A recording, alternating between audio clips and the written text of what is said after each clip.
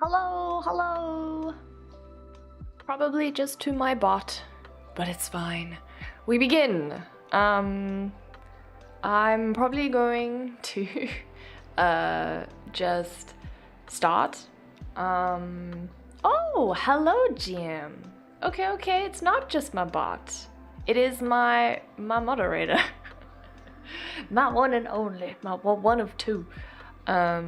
Okay, but yeah, so we'll start. I'll educate you. I'll give you the lowdown as to what's going on over here. And you can find out, but you can learn. You can learn the art stuff. So yes, we've got this today. Let me just close a quick tab. That's a secret tab. You guys aren't supposed to know about that one. I'm sure you can pause, but I don't know if you'll figure it out because I use acronyms like a smart person, big smart. But yeah, so we are continuing on from last stream. We are going to be doing some shading and such on this character. We're probably gonna do, I don't know, it should notify you when it goes live. Maybe have you got notifications turned on for my stream? Because you have to turn them on, like you have to opt in. So I don't know. But yeah, we're gonna be continuing on with this character. We're going to remove the battle bib, as she is currently wearing one. We're going to turn it into actual stuff, and then I also want to add some extra goodies, like details and stuff. Like I think she could use a little bit more fashion and etc. So we're going to do that as well. But yeah, but I think just troubleshoot it, Jim. I don't know what it could be. Maybe it's because I didn't go live through Twitch. Alerts. That's different. Setting, stream. No broadcast.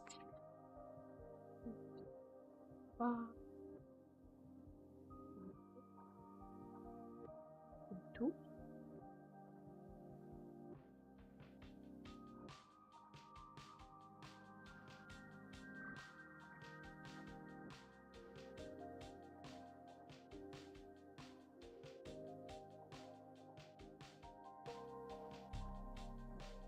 Maybe it's under my channel?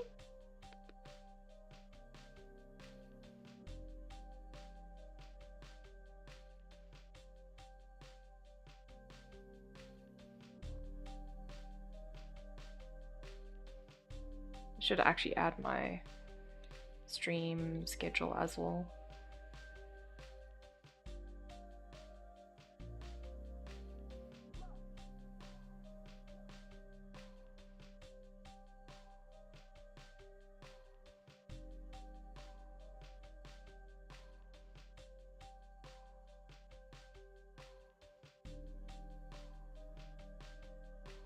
I don't know. Yay, welcome MJ. Thank you. You can have some lo-fi music while I talk about art. I actually think this would be quite a cool style for you to maybe try out, because it's a little bit like painterly, but it's also line arty. So if you learn something today, I hope so. We're also going to be learning myself, because I haven't painted a full body character in a while. The last one I painted was I think for work, and I think it was end of last year or beginning of this year. I don't remember. But yeah, we're just trying to figure out why the notifications aren't working for Gem. But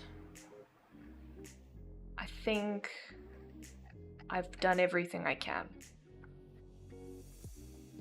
I don't know.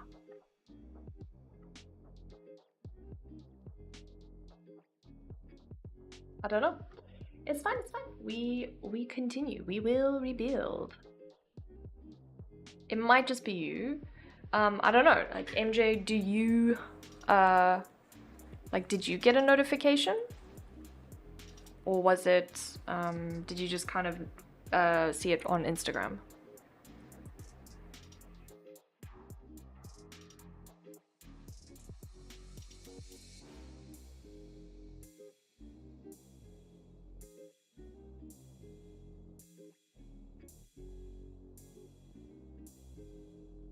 I don't know then.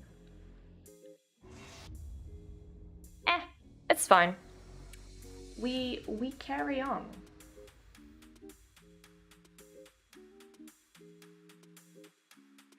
Yeah.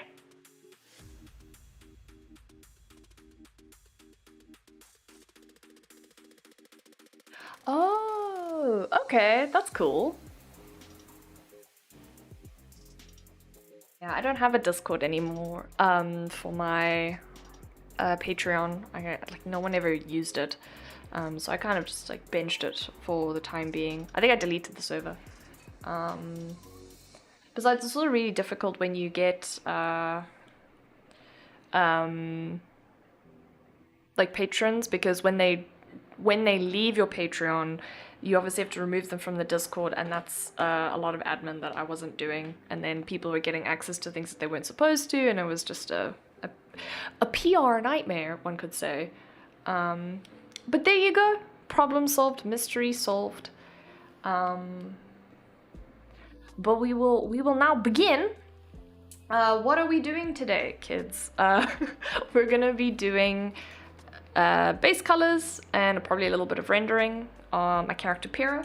We might switch over to this piece as well, which has all of that done. So this one just needs rendering and a little bit of love, because I did the lighting on this. It looks kind of crazy, but I was like trying to figure it out, because originally I had like a harsh rim light, and then I was like, that didn't make sense with the background, and then I had to do like a whole color scheme redo and everything. And so here we are, but we might work a little bit on this. and then, but we're gonna originally start with my character Pyrrha, which will be a bit easier, because we're gonna basically do her from scratch, which will be nice, and we can, you know, talk about a little bit about lighting, and also something I learned recently, which is hue shifts in your illustrations. You just get my cool music. I get the cool music, the nice copyright music, and you guys get the lo-fi.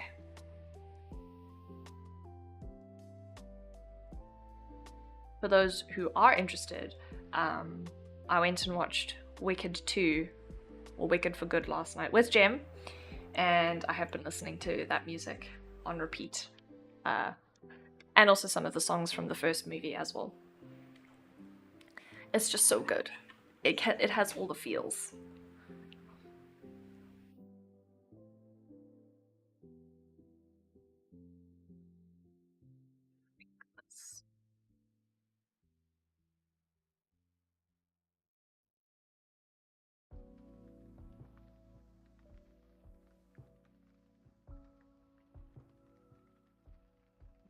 So what we're going to be doing is, I kind of explained it in the last stream, but it's going to be a bit more obvious this time, is we're going to do hue shifts, which is something I learned recently, where we're going to take the colors that we had,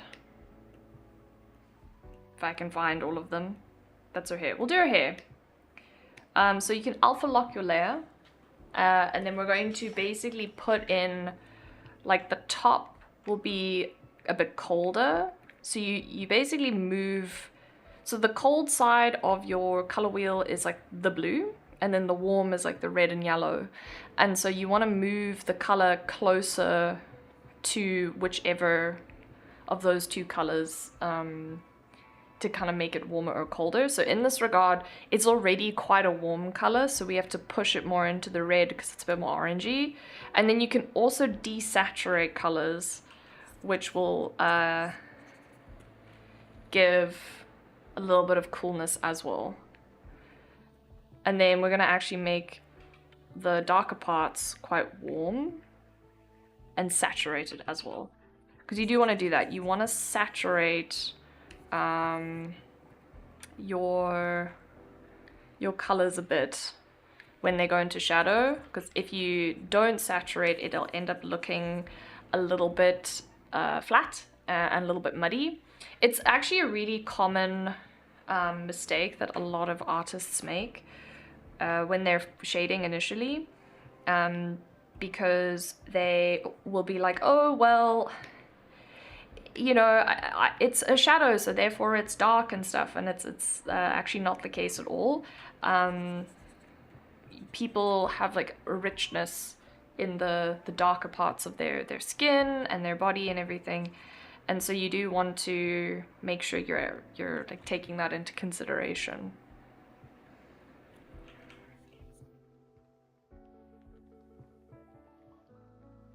I'm just adding a little bit of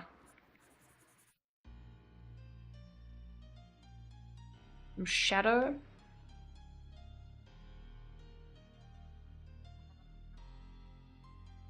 I actually might lighten this even more up at the top.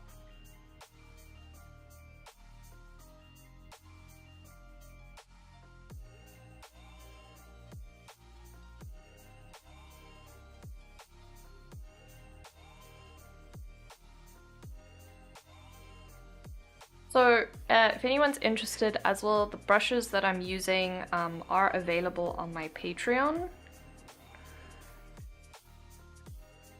So you can find them over there if you want them. There's a Procreate version and a Photoshop version as well. I think the Photoshop version works with Clip Studio Paint, because I know a lot of people have Clip Studio Paint.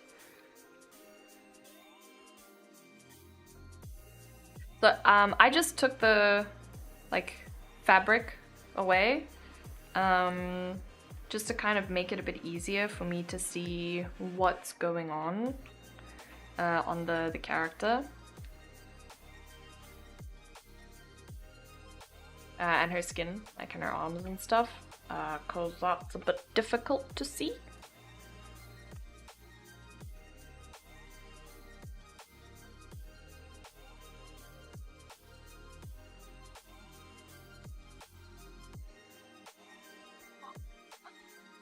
I'll warm up the top of this. Sometimes you can make the hue shift like really aggressive.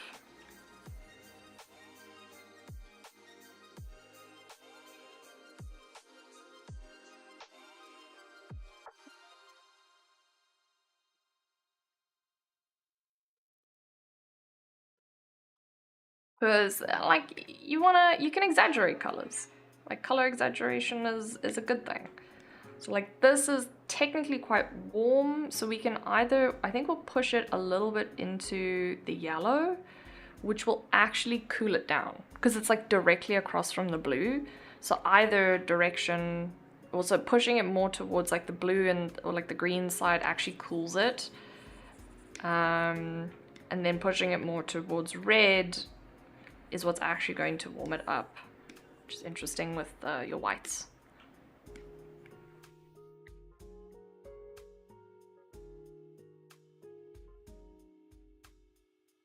Yeah. Where is this? There. No? Yes.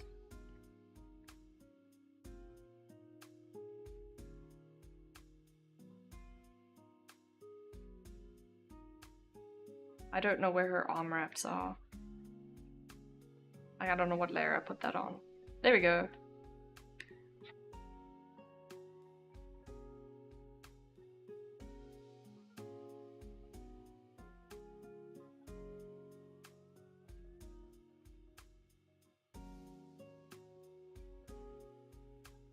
Also going to, like again, like I said earlier, desaturation is a really good way to bring in that coolness. Pretty sure this is the battle bib. Yeah, I actually want the top to be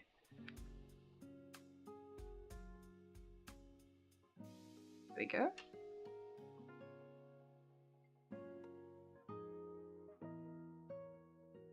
Turquoise. Right. Pink. No. It looks cool, but no.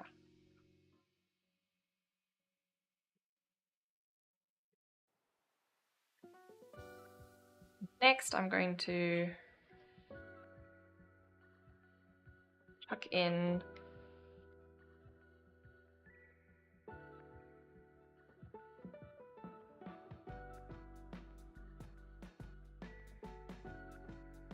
I don't know how I'm going to do scale mail.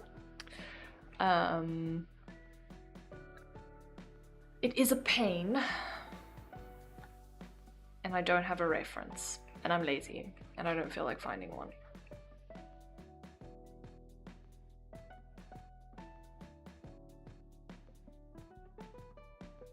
I'm pretty sure I've seen one somewhere though. I have a big reference board. Hola! Welcome, Dice King. Thank you for coming. We're learning today about color and a little bit about lighting. And we're continuing on from last week. This.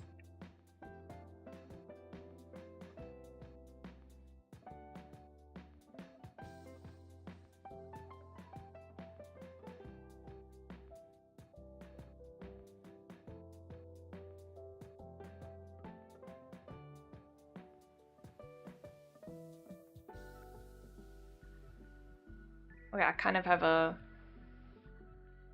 design. We're gonna just turn that off for now, I think.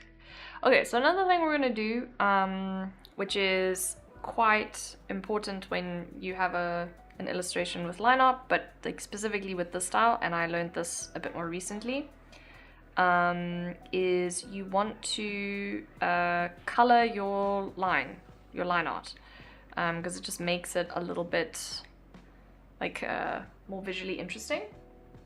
unless like you're making a like a cartoon or like one of those like heavily cel shaded illustrations. It also just makes like the lines blend really well, like with the character and the colors and everything. So we're gonna do her. I like to do a clipping mask. I am not as brave as other artists that I know. And so we'll do that, and then you just take the like local color but a little bit darker, and then you just paint that on. And then what we can also do is just keep, you can keep like the like outside like black or like a dark color, just so that you have like that kind of definitive outline. That's the makeup, that's her hands.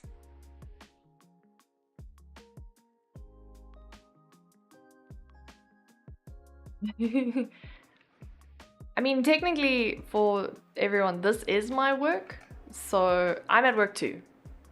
But I'm really glad that my work is able to help you guys through your workday, because, you know, life kind of sucks sometimes.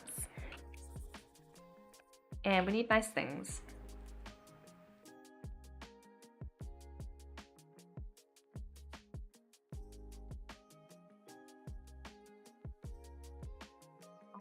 I don't actually know what color to make this. I think like that.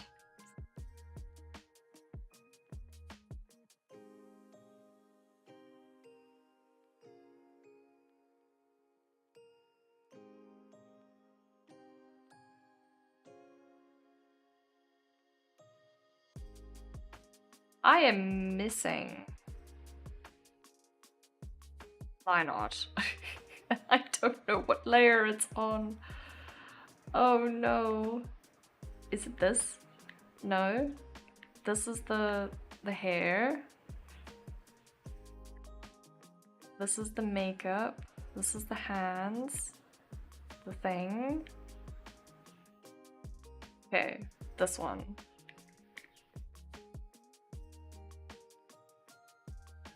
Okay, so we'll do...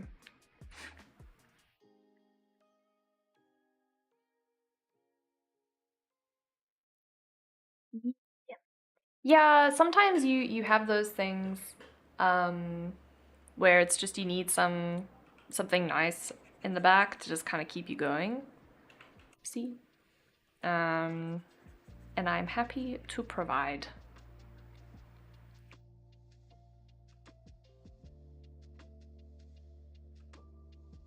Might be a little bit too red. There we go.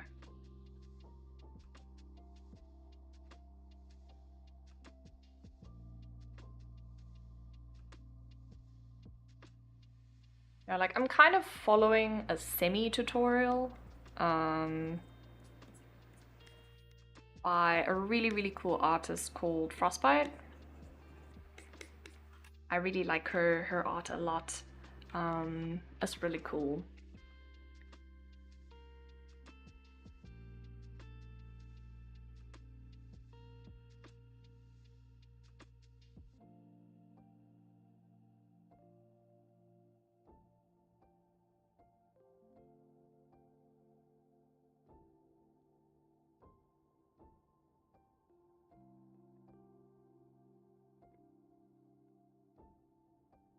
I'm gonna put some, what do you call it? Like pressure gradation on this, just to give it a little bit more like flow.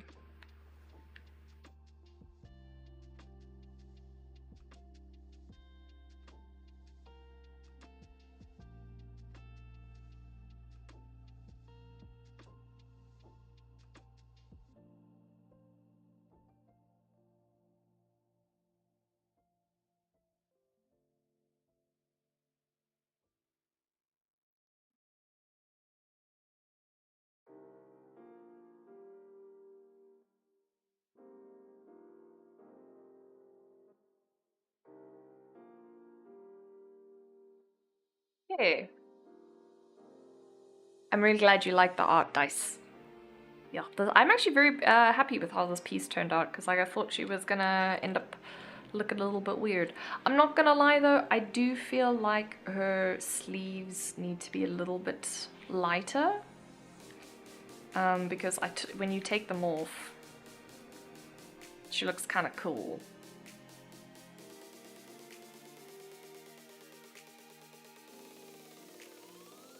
But I like the sleeves.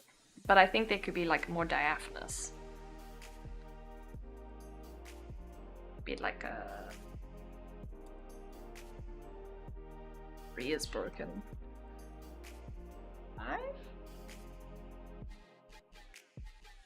Hussein?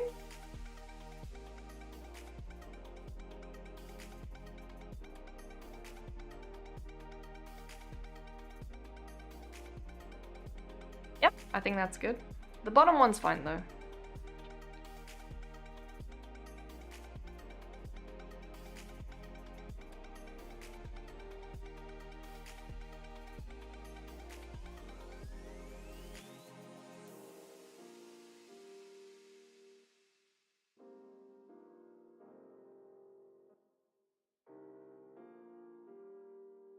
I think what I want to start with. And we'll start with the face. Why not? Okay, so before I go in and like merge everything, because one of the things I do is I merge all the layers, like the line art layers included, and then kind of like paint over it and redo it. I don't paint like Sam. Sam does art, who's a fantastic artist. But he does a more, like he keeps his line art. What do you mean does she become Beast? Like what is that? I mean, she's cool. I think she's hella cool. She punches things with lightning.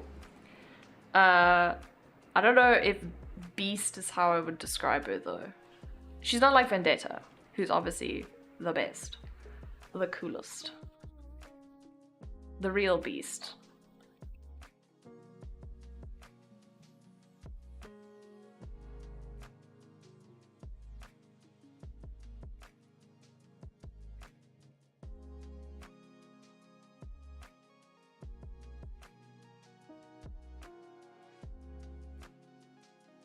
She doesn't transform. No, unfortunately not.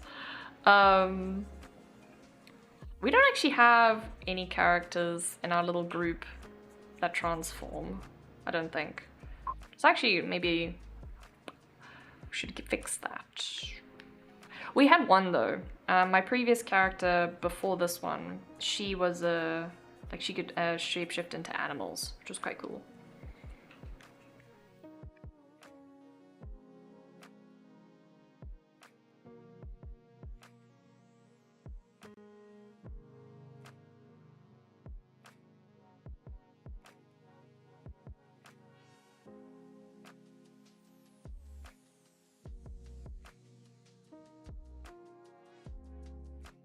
Undo.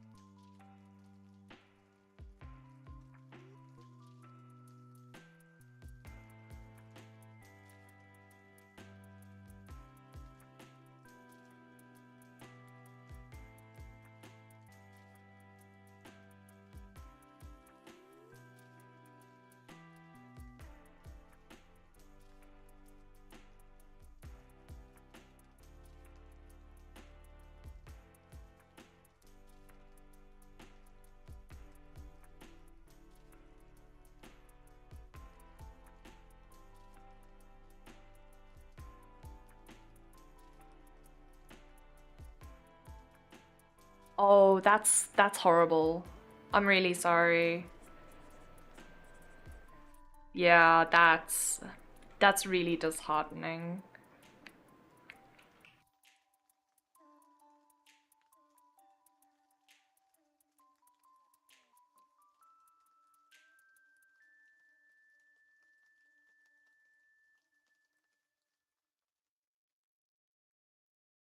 I mean, I don't think your art.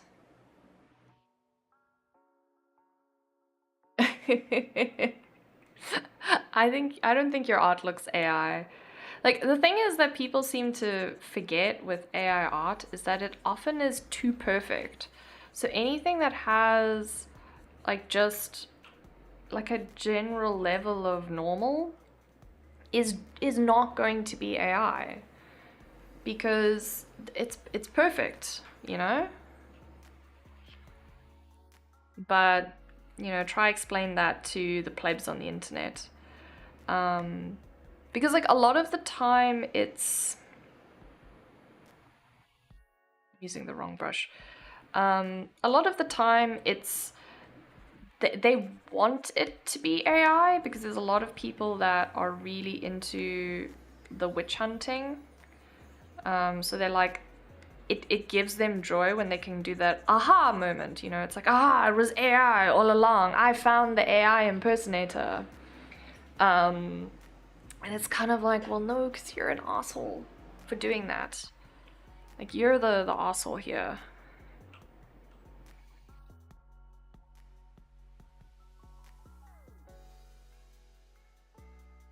But yeah, but unfortunately, that is the world we live in currently. Like, I actually put a thing out on my Instagram about AI. The one lady, she recently made a calendar, and people were like, "Oh yeah, it's AI. Like, look how bad it is because she like made these like plastic dolls. She made her whole calendar is essentially her dressing up as like different characters, um, and then turning them into like Barbie dolls, which I find a little bit weird as a grown woman, but I mean each to their own, right? But anyway, but so she makes a calendar every single year, and then this year because she made like basically Barbie doll characters and in their like packaging boxes, which is a very common thing um, like that AI does. Uh, because like if you go and you look there was that one trend, you can find it pretty much everywhere, but a bunch of people like latched onto the, oh, this is what I would look like if I was a doll, or like it's like my starter kit was what it was called. And like a bunch of content creators like latched onto it and stuff. And so a lot of people were like, oh, her stuff must be AI made then, right? Because there was this trend, and she's like, nope, I spent a lot of money paying people to turn me into a doll. But she was kind of like talking about this, like the witch hunt that you have with AI, and just how like cruel people can be. And I've noticed a lot, like there's a lot of artists and stuff where it's kind of like you end up discouraging new artists from wanting to pick up the hobby, because like why would I pick up the hobby? Why would I become an artist if I could just use AI because I'm gonna get witch hunted anyway? And that sucks. And that's poopy. Um and we're not fostering like communities where young people, like young artists are like, oh yay, I want to be part of that community. We're just making like fear, uh, and it's sad. It's just sad. That's my 2 cents on that.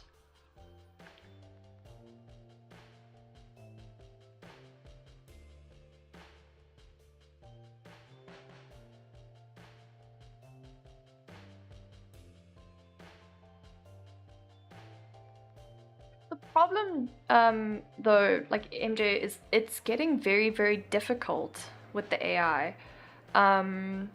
Because like now they're able to replicate like human photographs like almost exactly, which is like that's terrifying. Like, I'm sorry, now it's like I have to double check almost like every photograph I see on the internet because it might be AI, or my likeness might be taken.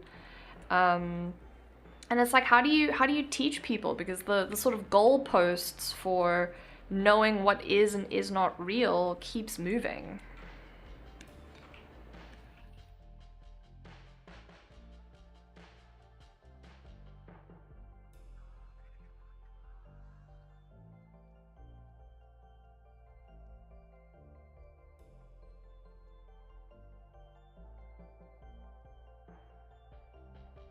The problem, or like the main thing why people really, really hate AI, like irrespective of good use, is because of the training sets. Because what it's essentially amounts to is you, at least most of the generative AI, you had to train that model. And for the most part, like as far as most of us in the world know, there aren't any like ethical training like models, right? Like in terms of no one was paid in the process of making this model. They kind of just scraped the internet, and then popped something out. And so it's like, yeah, it's cool, you made this thing, that's great, pat on the back, but how many people could have had a job instead? And that's kind of where, like, unfortunately, the problem that you run into with it is that people don't know how to intelligently express that. And I don't mean that like they're stupid, but it's like it's a very emotional topic, right? Like the whole using AI and this basic like topic of the theft of skill. And people are like, but it's like stealing jobs and it all feels incredibly emotional and like not from necessarily a place of logic. But that's essentially what people are really upset about, is it's this, it's not just the removal of jobs, it's like people have spent years of their lives. I think of like me, right? Like I've been drawing since I was 7 or 8.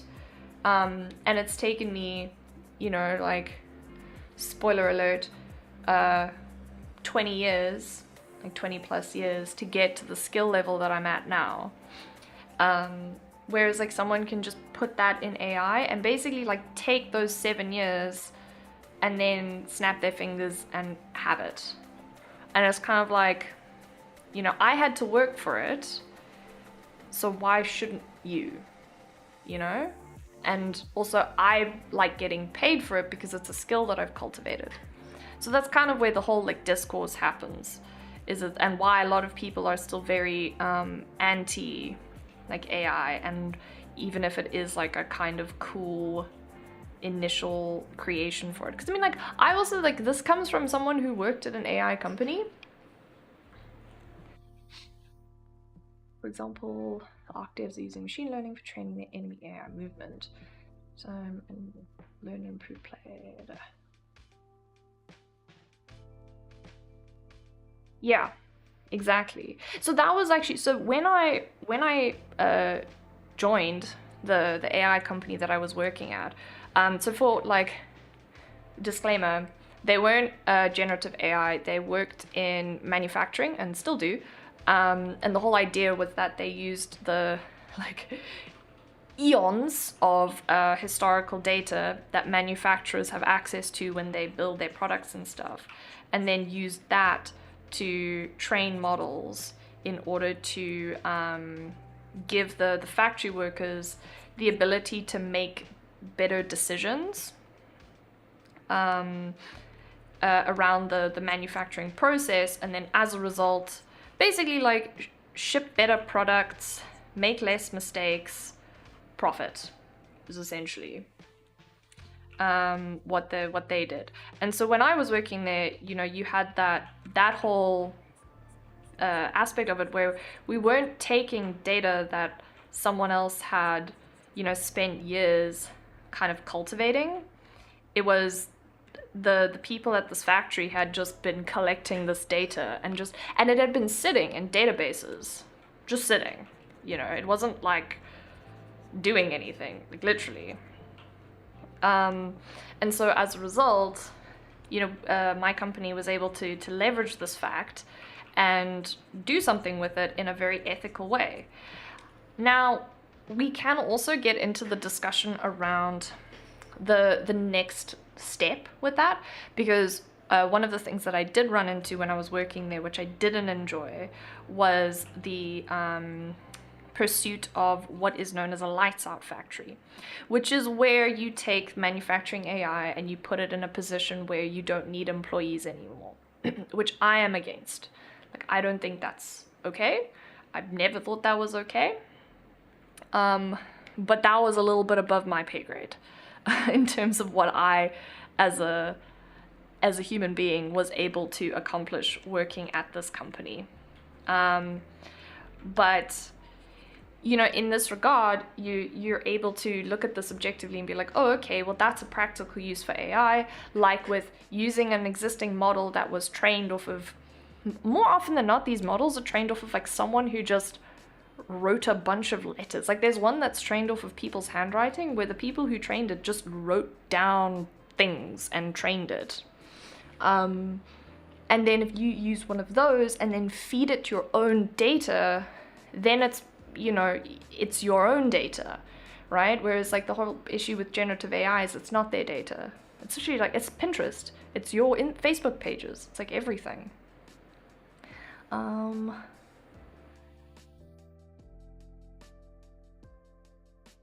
Wow.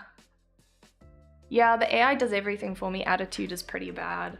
Like even in your day-to-day life, because like generative AI or like ChatGPT and stuff, people rely on it really heavily. Like I heard stories like people using ChatGPT in replace or like placement of a therapist, and I was like, I'm sorry, I don't really think the AI tool is gonna give you maybe the best advice on how to deal with your childhood trauma. Maybe don't do that. Like, let's not do that, okay? Like, I don't want to do that. I think that's bad.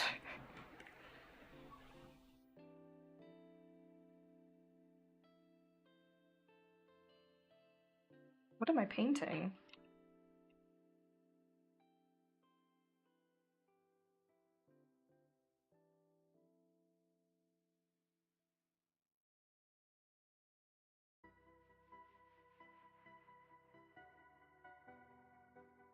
Sure, stop it. I think getting out of training is great, but they've already stolen the previous. It's like, what do we do now? Yeah, AI psychosis is definitely going to be like a trademarked word or something in like a dystopian kind of sense. But in terms of like the runaway train, so apparently there are studies that have come out that speak about how the generative AI models need to constantly be fed data to kind of keep getting better. And so as soon as you put any sort of stoppage on that like free data flow, it immediately halts the process. And it's like predicted that essentially they'll die out. As far as like ChatGPT, there's already, you know, indications around ChatGPT that it's getting stupider. And so there is that side of things where it's like, in theory, sheer exposure to the human population will will curb it. But that one's a bit difficult. Because I think it's like, that one I don't think is actually going to go anywhere. I think that one's unfortunately going to kind of stick around like a bad smell for a while.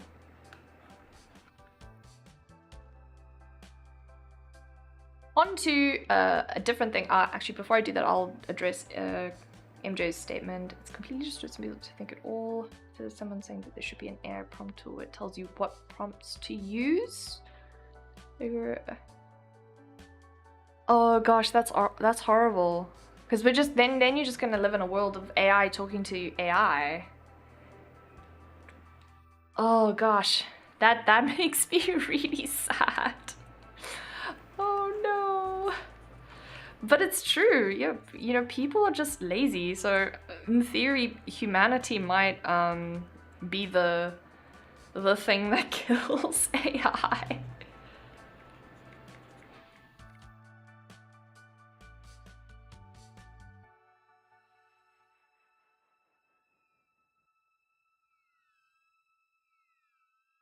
But yeah, so what I was gonna say, on to happier things.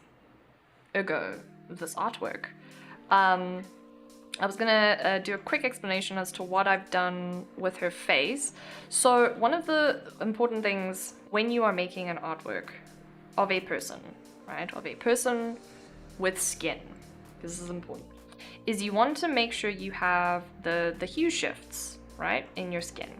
So there are some really fantastic resources out there of the bands of skin. Like I say bands, the bands of color. So this is also interesting as well because the different areas that you band with like cool, warm, and like neutral are different per ethnicity. So if you have a white person, they will have a different band to a black person or an East Asian person or a Middle Eastern person. Like all of the different like skin tones have different color bands, and so it's really important that when you're drawing someone like that to look at references of what they would look like, you know, what these real people look like, because this is important for all of the art babies who are sitting in this chat. If anyone, and I mean anyone, like internet, real life, adult, toddler, says to you, do not use references, you take a tiny hammer and you hit them with that tiny hammer, preferably a squeaky hammer because it'll be amusing. But you smack them, you make it go. I don't know if my mic will pick up that noise, but you basically just know, use your references. I don't know when this stigma around references came into being. It was not during my time growing up and learning art, but apparently there is a stigma. And that's bad. Stigma bad. We use references on this channel. In this learning, we are a reference using people. But seriously, like, please use your references. So anyway, so I'm gonna do a quick demonstration. So because our character is, she's a tanned white lady, unfortunately, or fortunately, I don't know, however you want to take it. She's technically supposed to be from like a desert region. But I ended up making her kind of like mixed in her ethnicity, just because I was like, I'm gonna be a bit vague because we weren't super sure when we originally made the characters. But anyway, so we have a white lady, and when you have a white person, a Caucasian person, however you want to say it, you will have these color bands, right? So you will have, the really simple, like super basic, is you have yellow, I think it's across the top by the eyes, and then you're gonna have, I'm gonna make this a color layer, and then you do red across the middle and over the ears, and a little bit around the eyes as well, and then you do blue at the bottom. Now obviously they kind of like link together a little bit, so there will be a little bit of overlap, so I'm just gonna change my eyedropper. So for example, you can have a little bit of yellow around here on the face. You can have blue around here. Where else is it? You can have a bit of, yeah, it'll be blue like here. And then I think you can have blue down the sides as well. I think is how it works. But essentially this kind of shows like where the main undertone for the character and their skin tone is. So then what you can do is if you want to just be a bit lazy, because I already did this when I painted the illustration, and we did that hue shift. But if you want to do, you can take like the base skin tone of your character, so it's like a peachy color or a cream or whatever that is, and then you block in these colors. You can do a little bit of Gaussian blur so that they'll kind of blend together for the most part. Use a color layer in your desired painting tool, and then just drop the opacity to like really low. You're gonna go like probably like 10%, and you'll notice that it kind of creates that natural hue shift. So it's like, so in this version it made so what we call the beard shadow, because fun factoid, women can have a inverted commas beard shadow just like men, except it's obviously not as pronounced because obviously we shave our beards every single day. Don't tell the men that. But because you have, you know, that shadow or like that part of our skin, it is a little bit cooler toned. It's not as aggressive as on men, like in sort of, I say aggressive in more like a visual sense, like it's visually very obvious. But you still want to have it on women. And also you generally want to have the lower half of the face a little bit darker than the forehead. Well, this is also depending on your light source, but remember everyone, we are all eggs. We have little egg heads, and eggs are kind of spherical. And so they are shaded like a sphere. So if the light is kind of like from the top half, then the bottom half of the egg is a bit shadowed. So yeah, fun factoids. You'll never unsee that now. All people have eggs for heads. I'm actually very tempted, but I can make an egg. I can make an egg out of this. Behold, everyone. We're all just eggs on the inside. Oh no, I deleted a layer. No. Give a new layer. Yeah.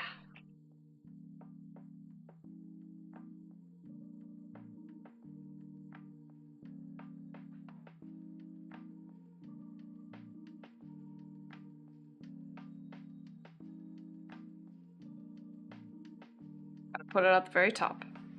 Behold, the egg. I'll even shade it for you guys, just to emphasize my point. So our eggy is gonna have a little bit of a cool tone shadow underneath. So you're gonna shade all around it, because it is spherical, because our light source is over here. And then the bottom half will be a little bit darker, because it is an egg.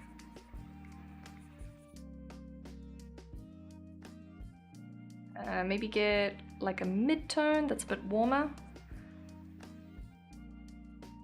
And then we're gonna make a little fanny part. And then we're gonna give a little bit of bounce light, and it's gonna be blue, because we have a blue background. Behold, an egg. For everybody's viewing pleasure. Because in the end, we're all just eggs on the inside.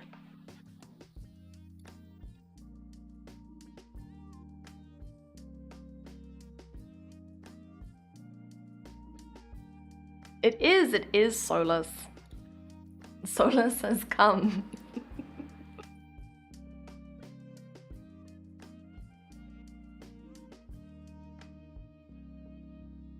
Okay, but egg aside. No, I'm not going to make Humpty.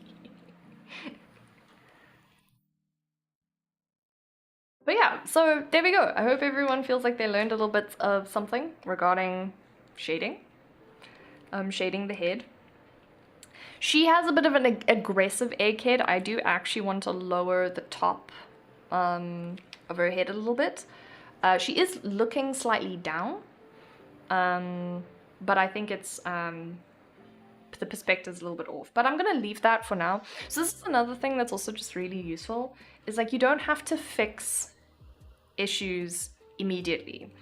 Like if you know it's there, just keep it in the back of your mind, don't forget it, and then when the time comes, you can go and make those changes and, you know, make sure that everything kind of like looks good, and you know that that change needs to be made.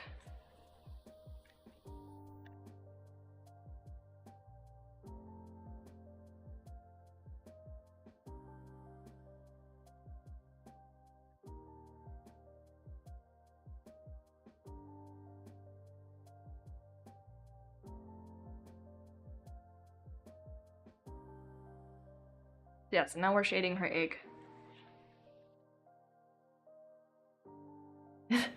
If you say eggs a lot, the world becomes an interesting place.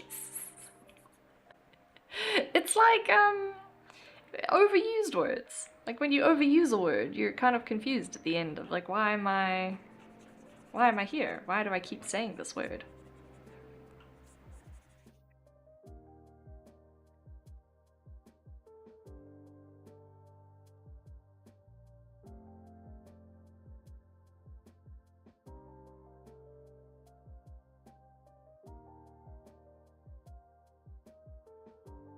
So I'm just shading her nose a little bit.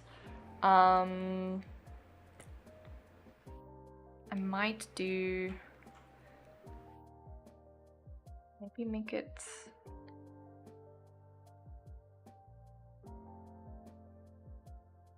so what we're also going to have is, because she has this magic, there's going to be a little bit of like lighting and shading around that.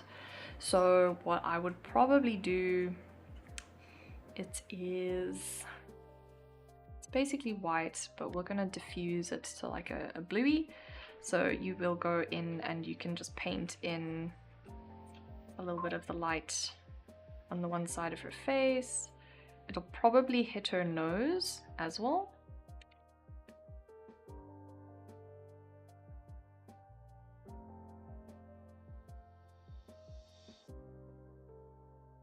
It won't really hit her chin that much actually, because like we learned about the egg.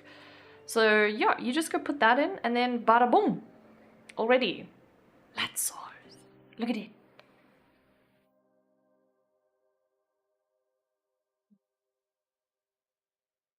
Make it a bit thicker here.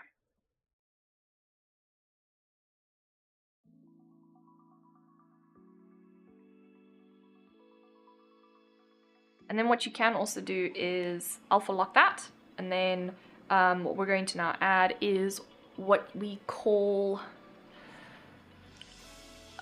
I think it's ambient occlusion. I might be getting this wrong. I can't think of the word all of a sudden. But essentially, when you have a very, very strong light source that hits skin, there's, subsurface scattering. That is what it's called. So basically what happens is the light bounces around in the skin and makes that like really bright orange. And so you would get that with like a really bright light. And it just makes it pop a little bit. This is very like harsh, so if you don't want that more like cell shaded look, you can go for like something softer, so you can just blur it. You can blur out the lighting, but that's kind of like what you would do to add like lighting to like just specifically this piece. It's also not necessary because it also looks fine without it. But I will turn it off for now because I kind of need to see the whole piece as I work on it. And we're gonna add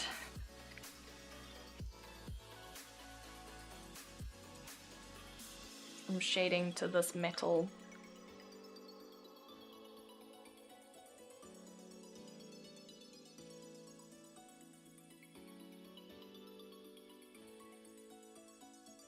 gonna use this brush, I think.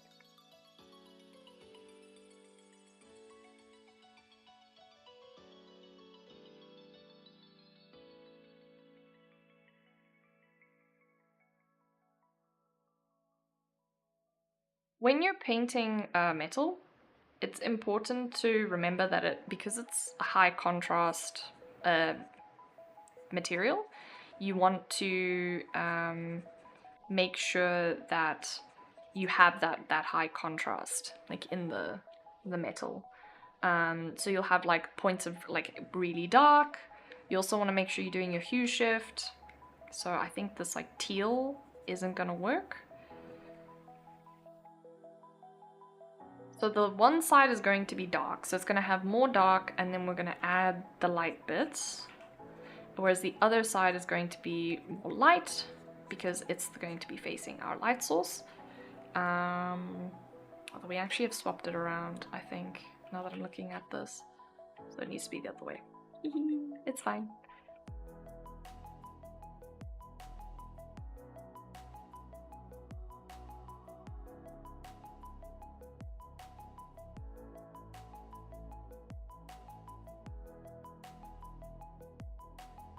Silver is also really difficult though, because you kind of want it is bits of grey, but it's also not. It's kind of a bit more than that. And so like what you can actually do is you can use like really desaturated versions of like teal. You can even use like peachy colors, just to give it a little bit of dimension.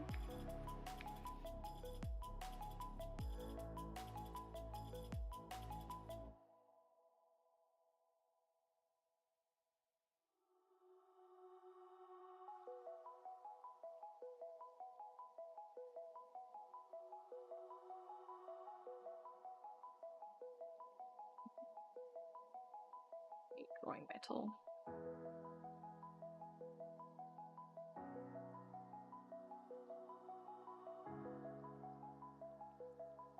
Even worse though is actually gemstones.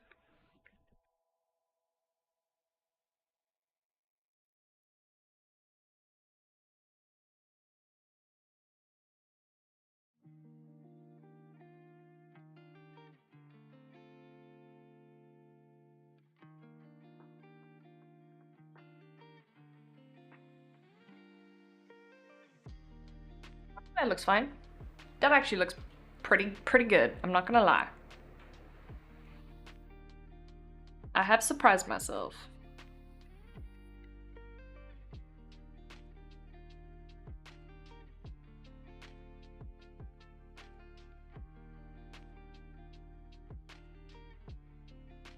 Why are flat metals so difficult?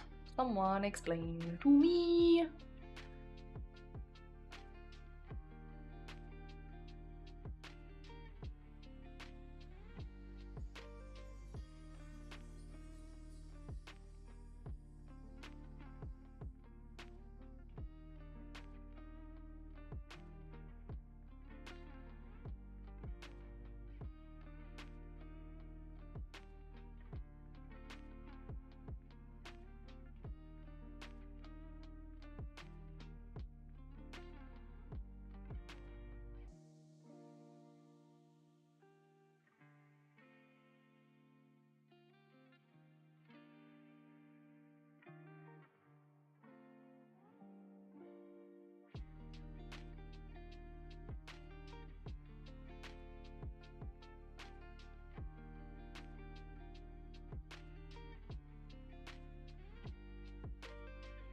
I think that looks good.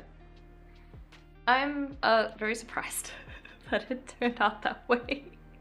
It's fine, it's fine.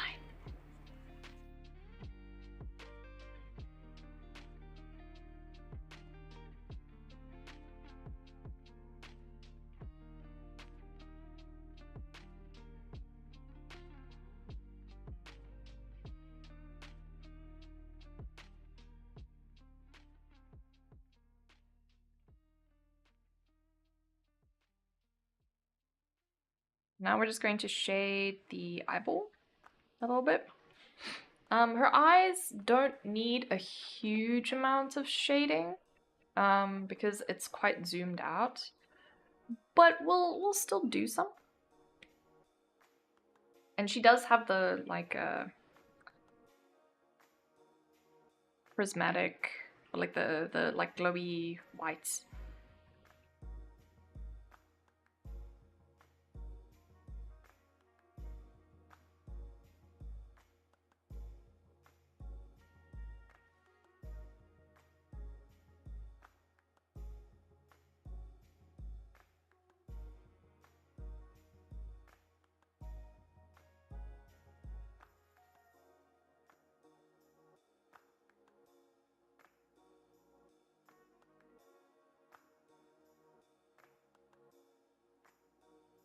What I do want to do is add like proper highlights, because I haven't actually done that. This is one of my favorite parts though, it's adding a highlight.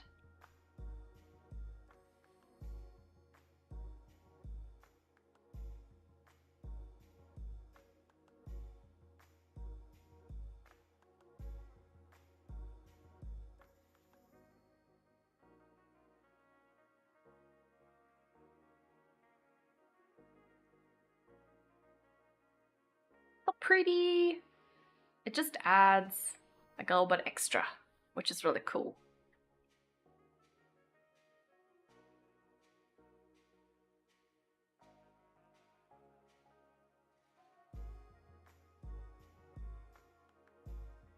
Like the tops of her ears. I like to mix up which brushes I'm using at any given point as well. Just so everyone knows. So I use a combination of brushes that I kind of have made or modified, and then brushes from Sam Does Art. So you can get those brushes off of his Patreon. And then also I downloaded a brush pack called the Rake Brush Pack, which has a bunch of things that are kind of like emulative of Procreate, which I like using Procreate. I just I don't have a pen thingy. What's it called? Like a pen squishy. Grip is the word I'm looking for. I don't have a grip, and because I don't have a grip, it hurts my wrist to use it. So I don't use it at the moment.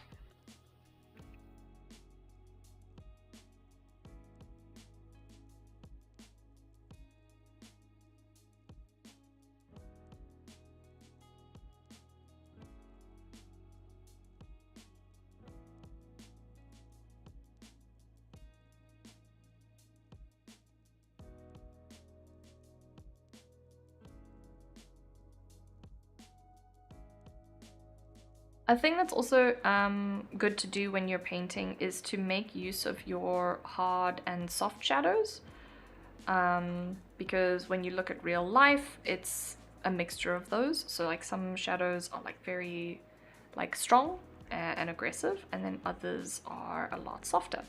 And if you have a mix of both in your illustration, you're gonna find that it ends up just looking a lot more realistic and realer.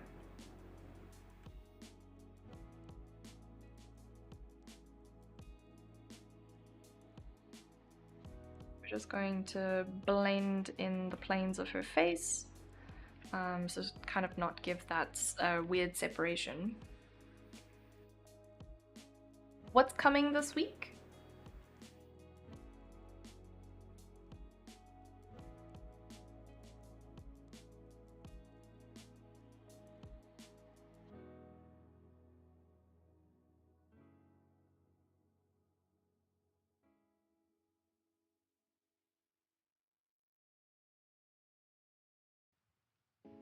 Oh, the grippy. Okay, that's exciting.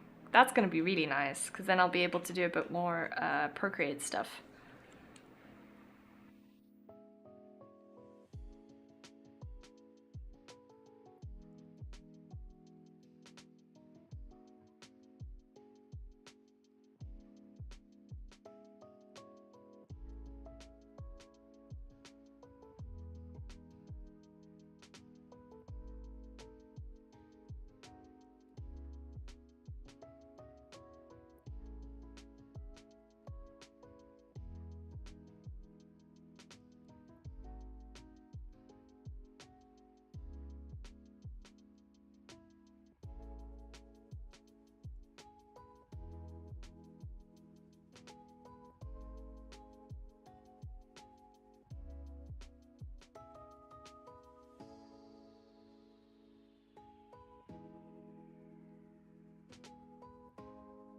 Yeah, I mean, you are in the Northern Hemisphere though, MJ.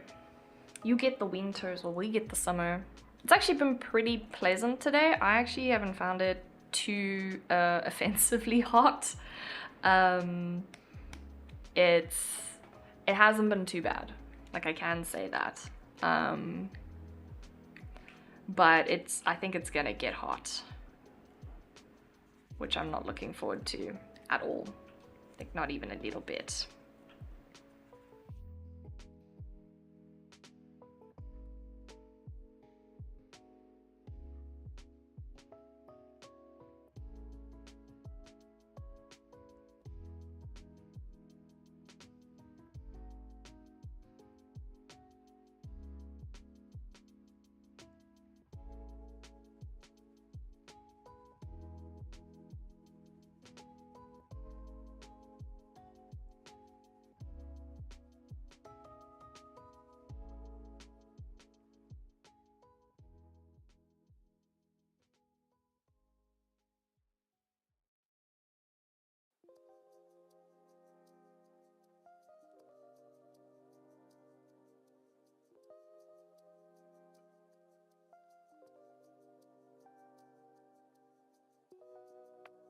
There's a few things that I can't render yet, one of which is her mouth, because that is currently on the line art layer, so when I merge all of that down, then I'll be able to do the mouth.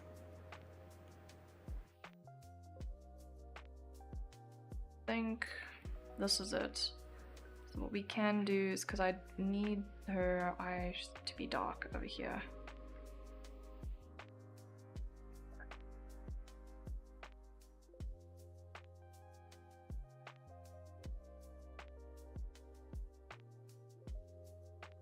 And her nostrils.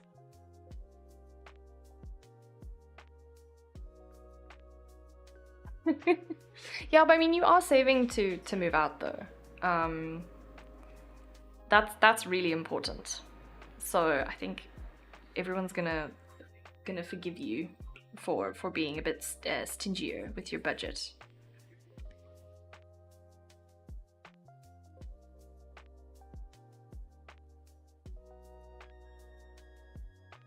The mouth is like technically skew, but I don't feel like fixing it. Oh, thank you so much, Dice, for joining. I really appreciate it. I might still be streaming when you get home, so feel free to pop back in. But otherwise, I hope you have a really good evening, and maybe I'll see you later for some games.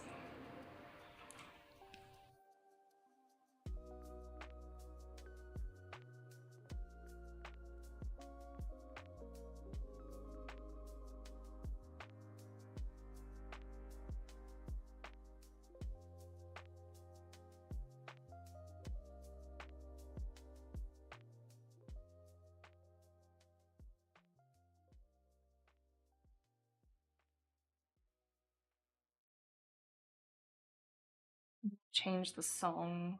I have something that is boring. I have a whole playlist that I listen to, and sometimes it's really nice, and sometimes it's very much not.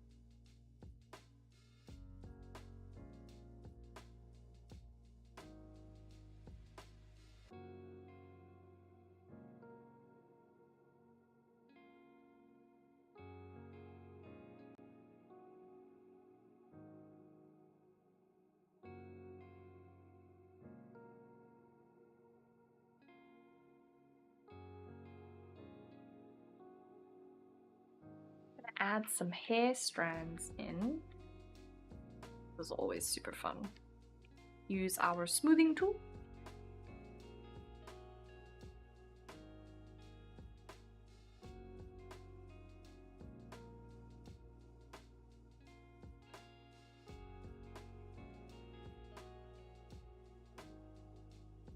To be two different lengths. No.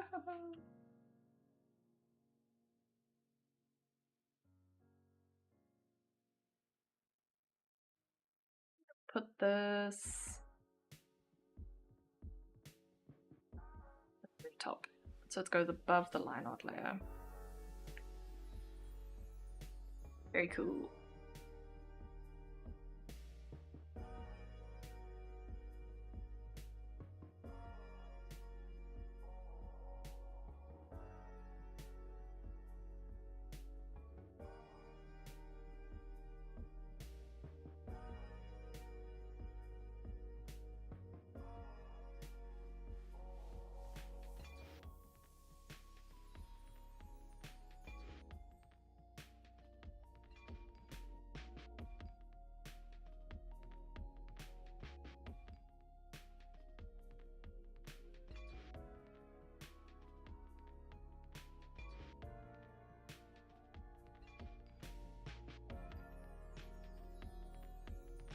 Very cool. Another thing you can also do, if you are a cautious turtle like me, is you can make a layer where you paint over, like this one, where you paint over the line art but before merging everything. So, for example, we'll do that here. Let's drop this back down to 10.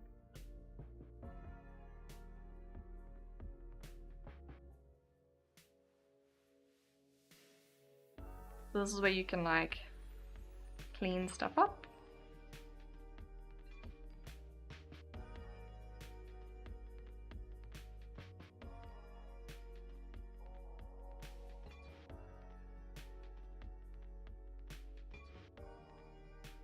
Like that.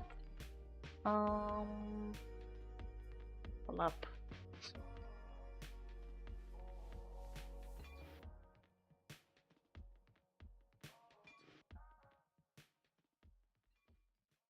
Also put like little lines.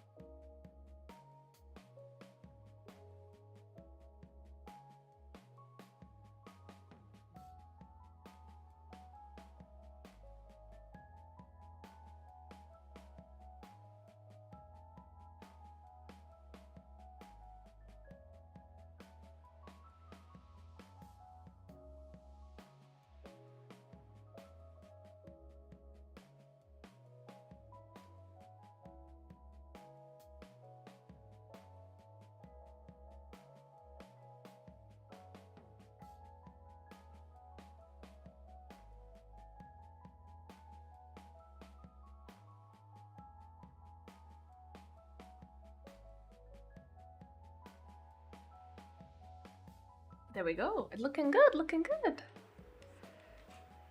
I now need to pull up a reference of my own art because I have a specific way that I've been doing lips and I found it very pretty.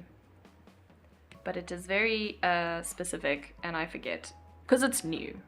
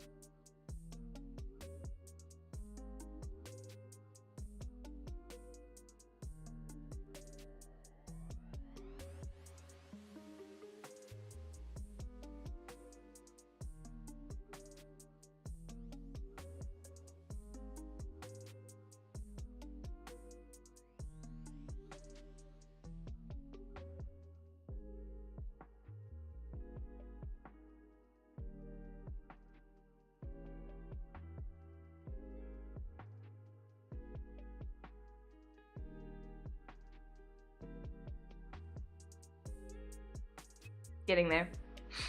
I need to man up and start practicing hands and faces. Recently doing lots of frogs, men and quotes, or looking away. Yeah, unfortunately, you cannot avoid it. You gotta do it. It's gotta happen. There is no way to not do hands and faces.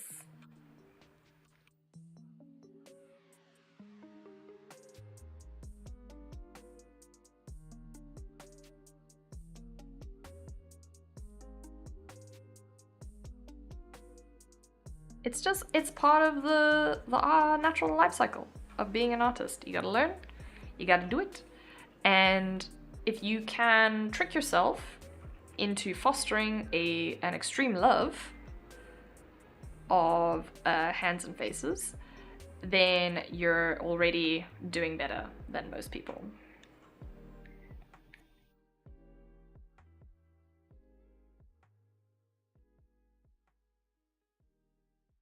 I'm peachy.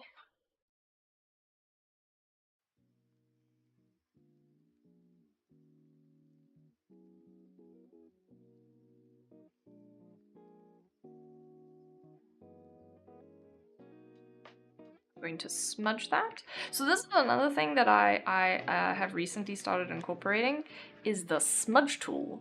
And I actually learned this from Sam. Sam does art.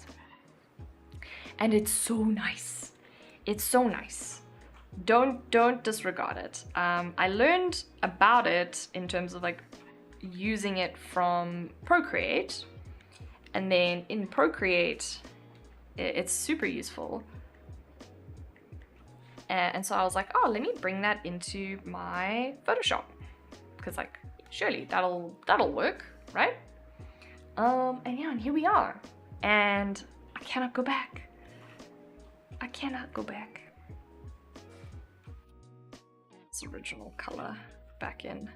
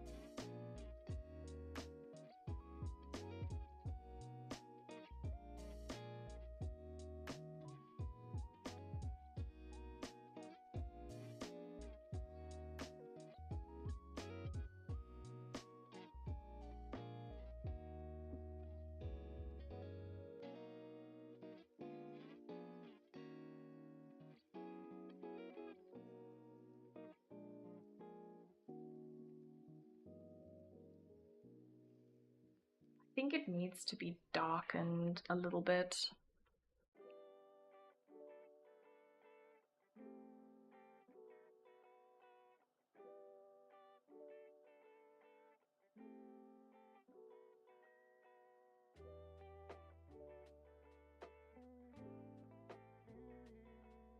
But don't be afraid to put lines.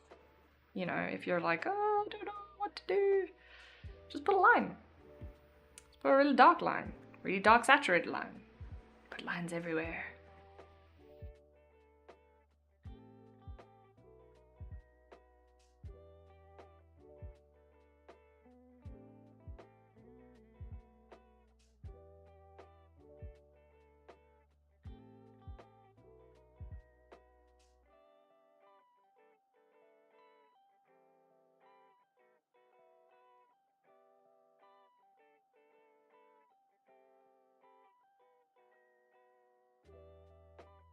Now for the worst part. I'm gonna flip the canvas.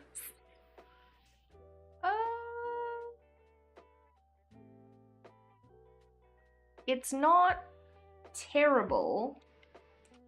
But there are some things that do need to be fixed. So like this actually needs to come in more. Add her ear in there. And then, oh, the whole head needs to like shift. It's fine.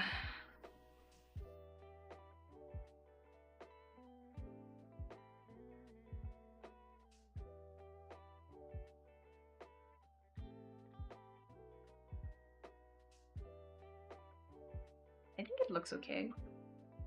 I do just want to see if I just make this hairpiece solid, like if that's gonna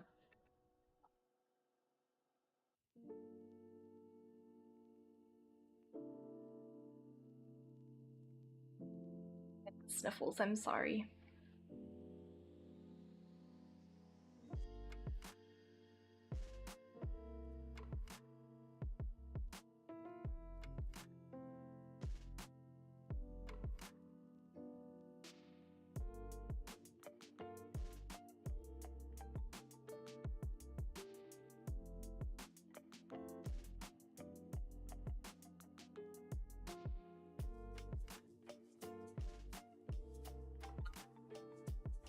Not good.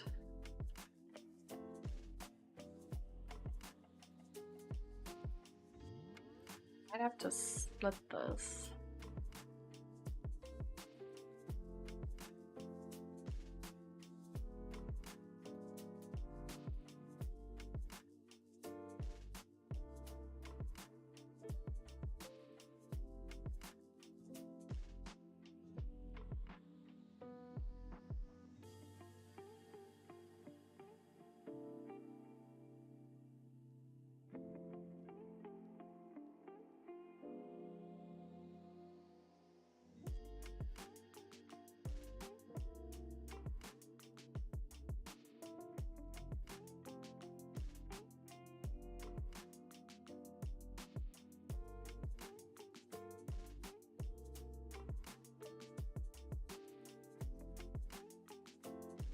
Go do something about the freckles.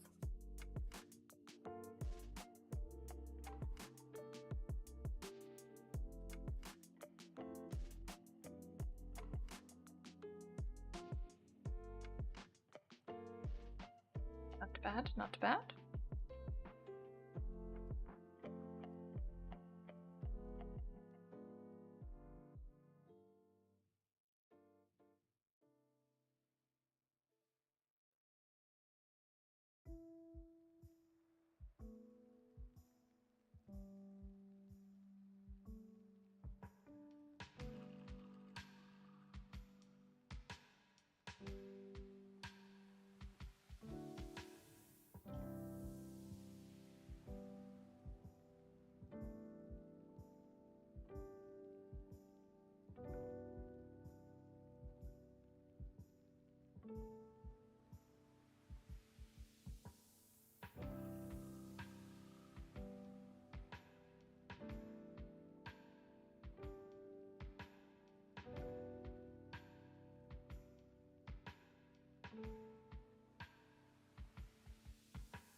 Ooh, my neighbors are making noises.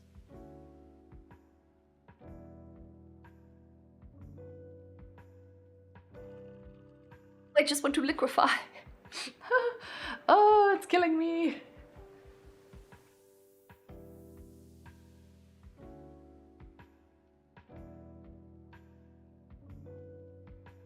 So we're gonna do a little bit of work on her collar.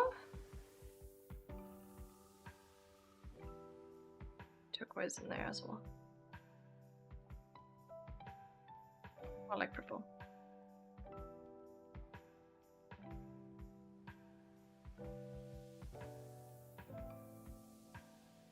Then I'm gonna do this.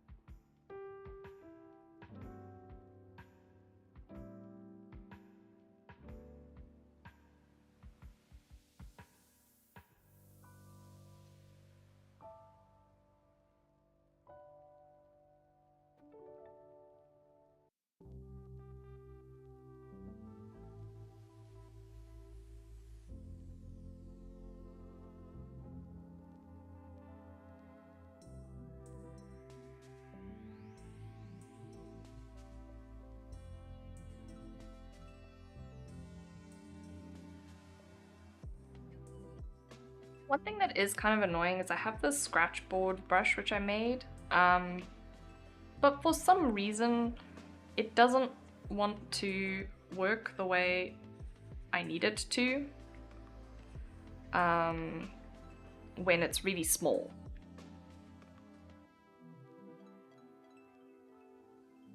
And I don't know why.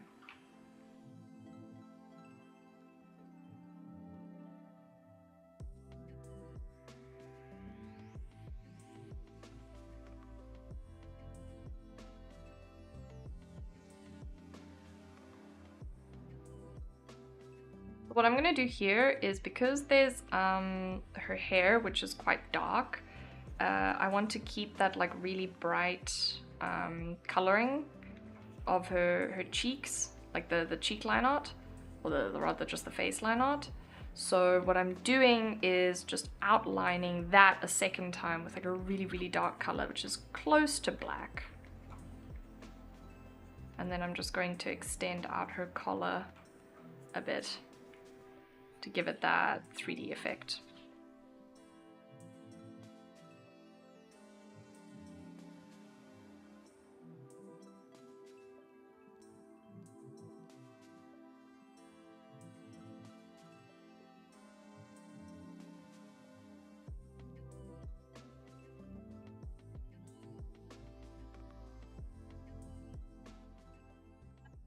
I think it's looking good.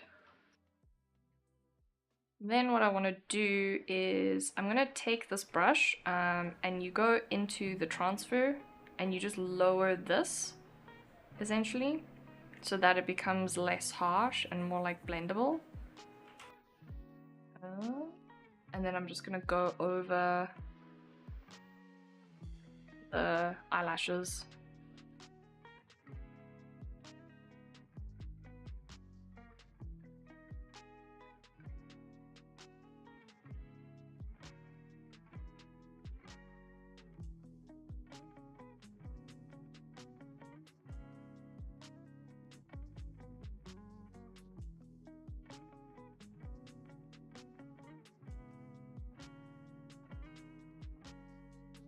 Just like continue like carving out the details.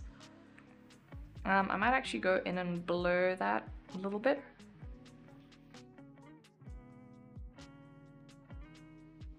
And the way you just blur is you just use a soft brush and just take like a neutral color like from the surrounds and then just go over it.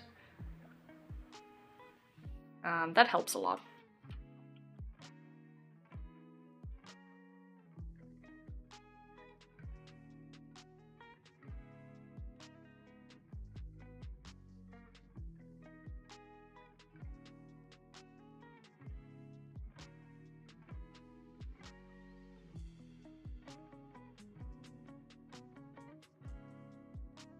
Looking good, looking good.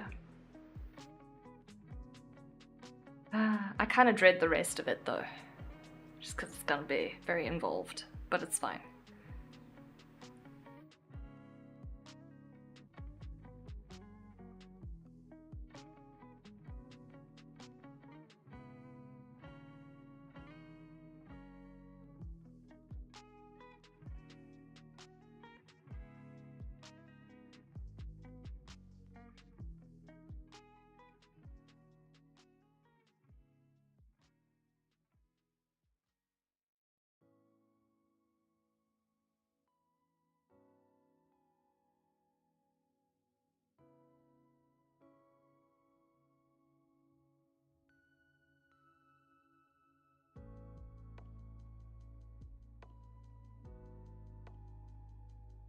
Hair strands layer.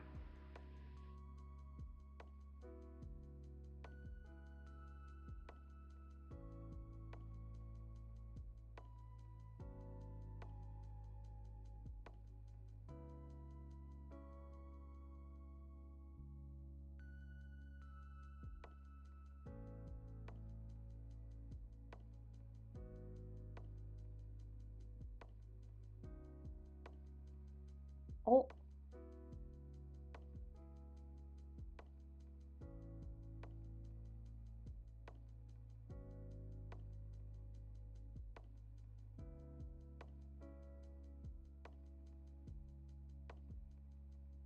I am going to take a quick break.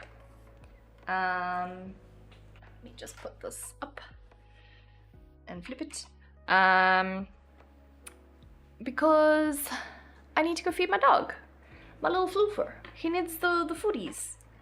And he has the special foodies today. So I'm gonna go do that for him. So you guys can stare at what I have done so far, which is just her face. As you can see, this sort of stuff takes a while, but it's okay, it's okay. We will continue on because it's looking really good. So I'll be right back.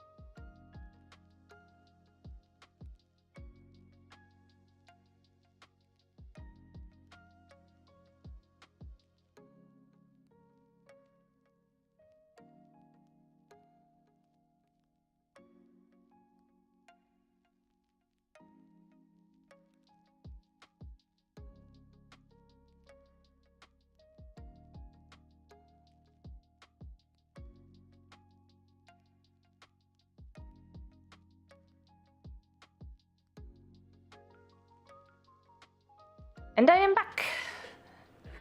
Doo-doo. Super quick. Didn't really go. Like, it doesn't take that long to feed my dog. But he's very happy. He's got the good num-nums. He's very, very chuffed. Oh, now I have done an error. I don't know what layer any of this is on.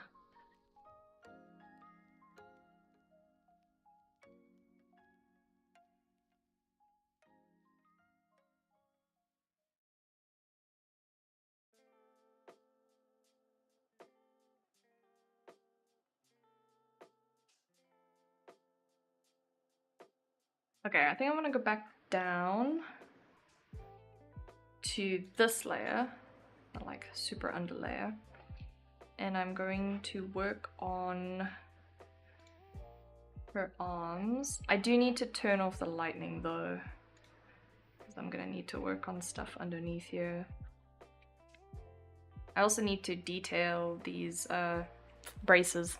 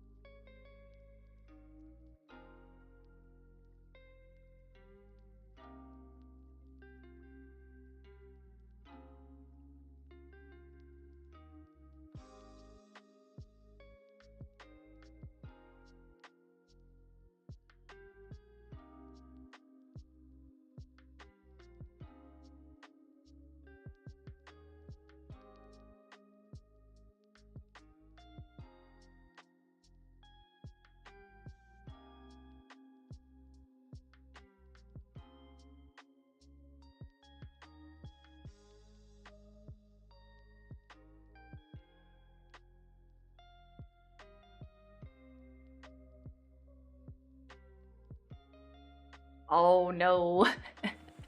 I'm a little bit of a sucker for the sleeveless look.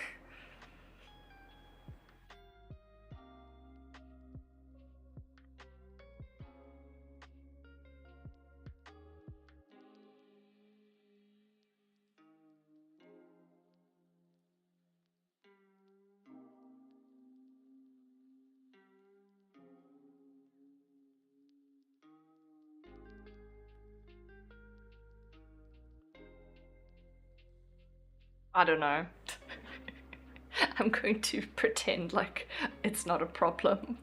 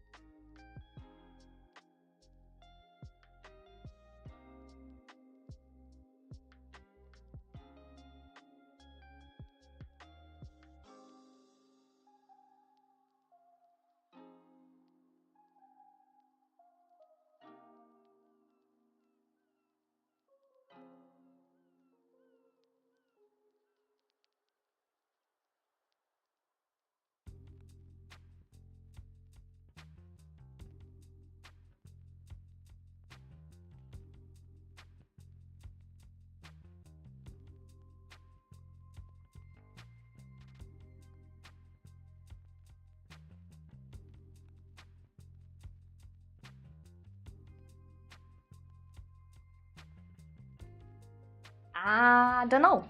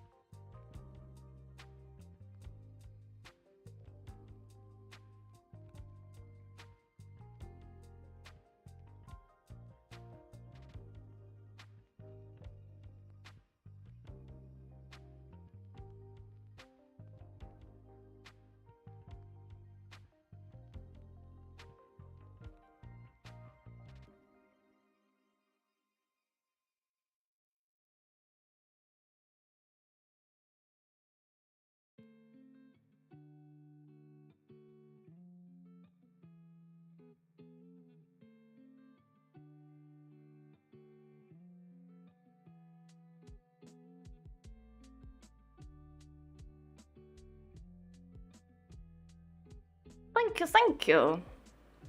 Yeah, I'm a little bit stuck at the moment, because I kind of like the sleeveless look, but I also didn't want it to be sleeveless because I'm like, not all martial artists think sleeves are redundant.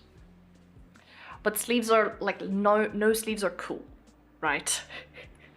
So I'm like, oh, I don't know. I don't know.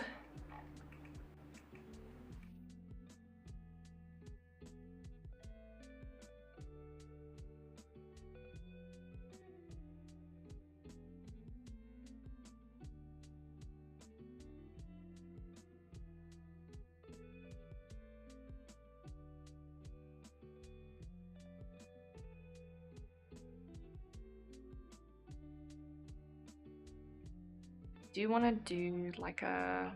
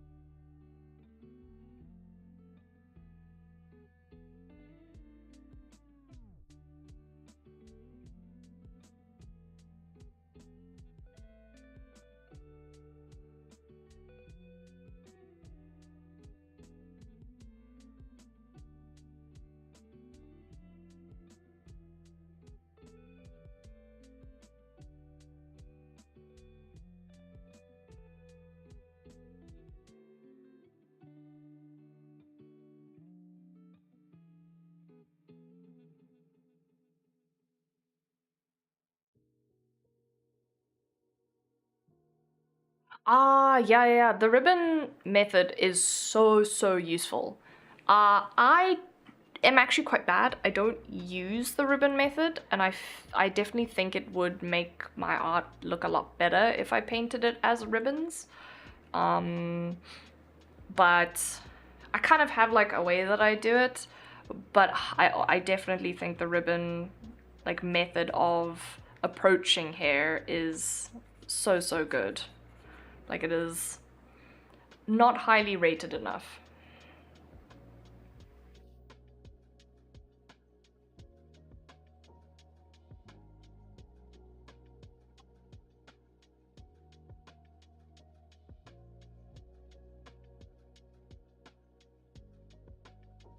So you're gonna just get a quick reference photo of scale.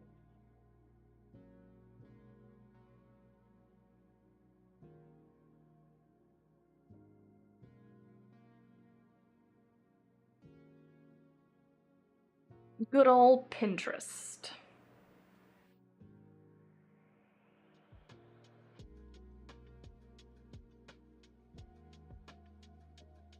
I feel like I saw scale stuff recently. Oh no, I can't think of it.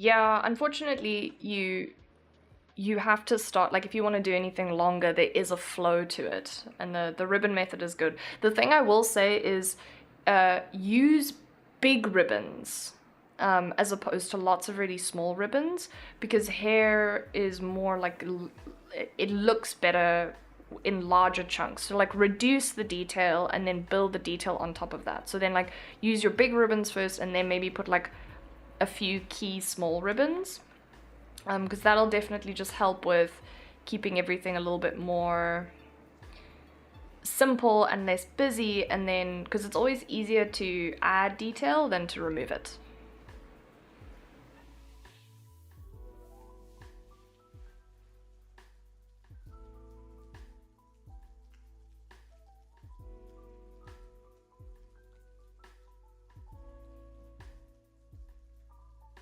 Wait, I'm pretty sure one of the Patreons I'm on did scale mail recently.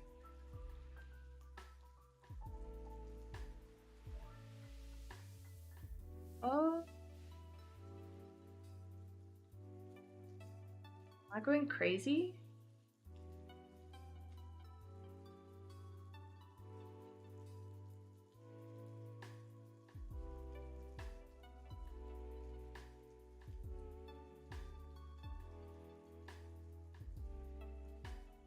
I feel like I'm going crazy. No, take me to this person.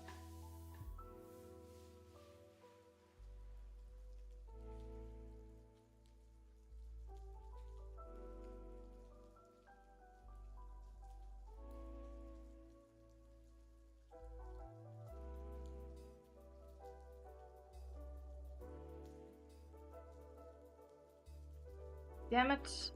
Nah, I don't know. It's fine. We'll just go back to my reference.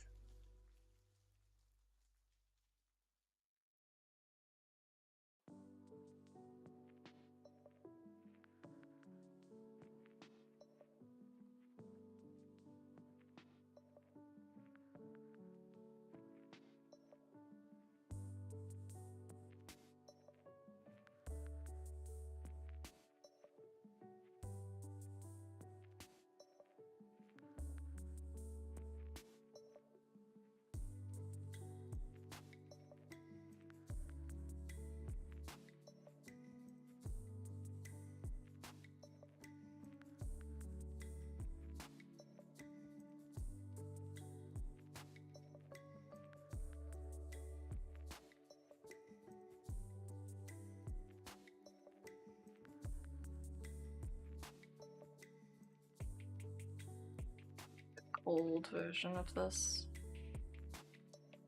fabric.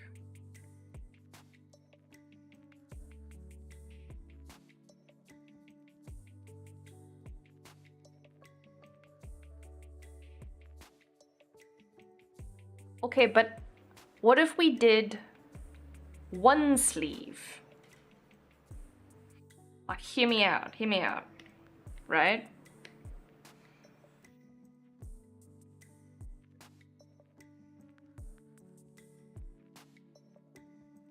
With that. Like this.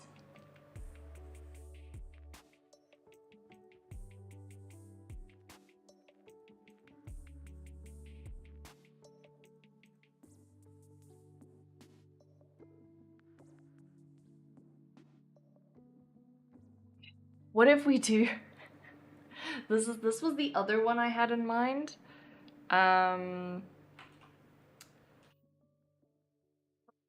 Do Control Z.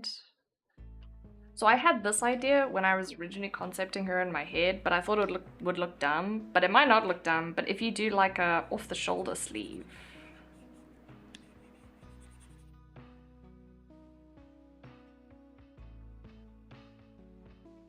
go back.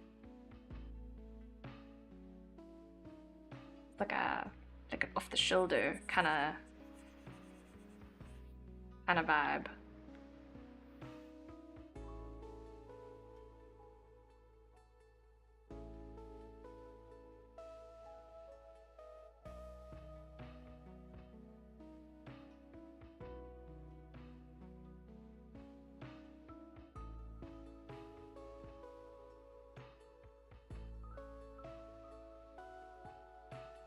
I don't know. Yeah, see, it looks cool. Sleeveless looks cool. So, I don't know. I'm torn. So I'm just gonna turn it off for now.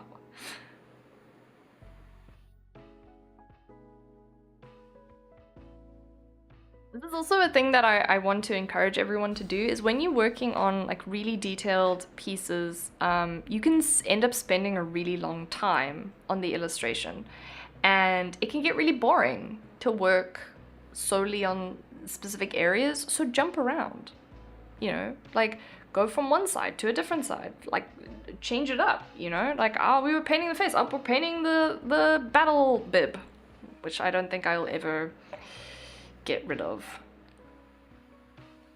Oh my gosh, we're doing the battle bib. Like it's cool. Just do it. Who's the guy? There's an artist called Woolop, and he does really cool scale mail. And I'm going to go steal his technique. Oh, that's way too detailed for what I'm planning on doing. That's fine.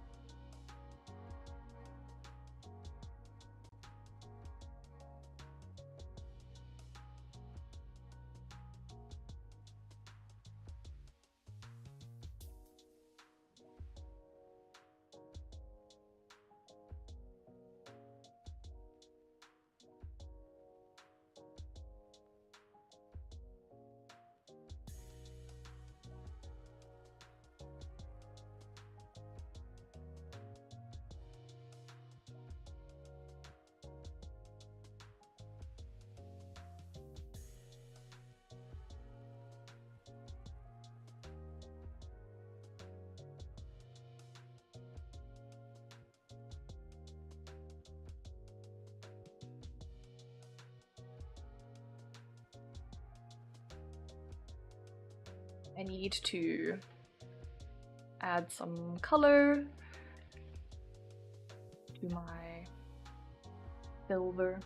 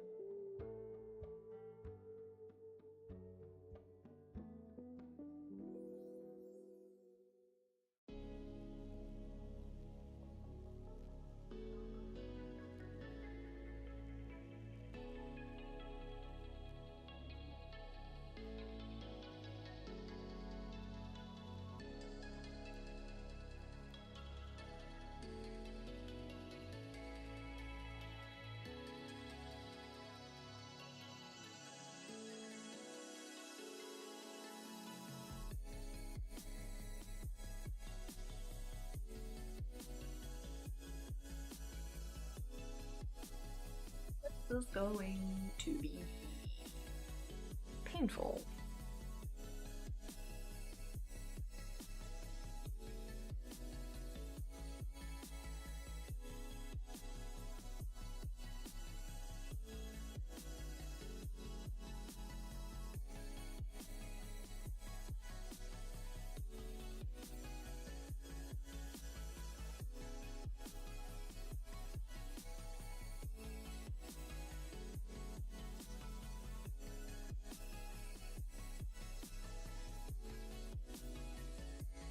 We're gonna just leave that for a little bit because it's starting to hurt my hand a bit.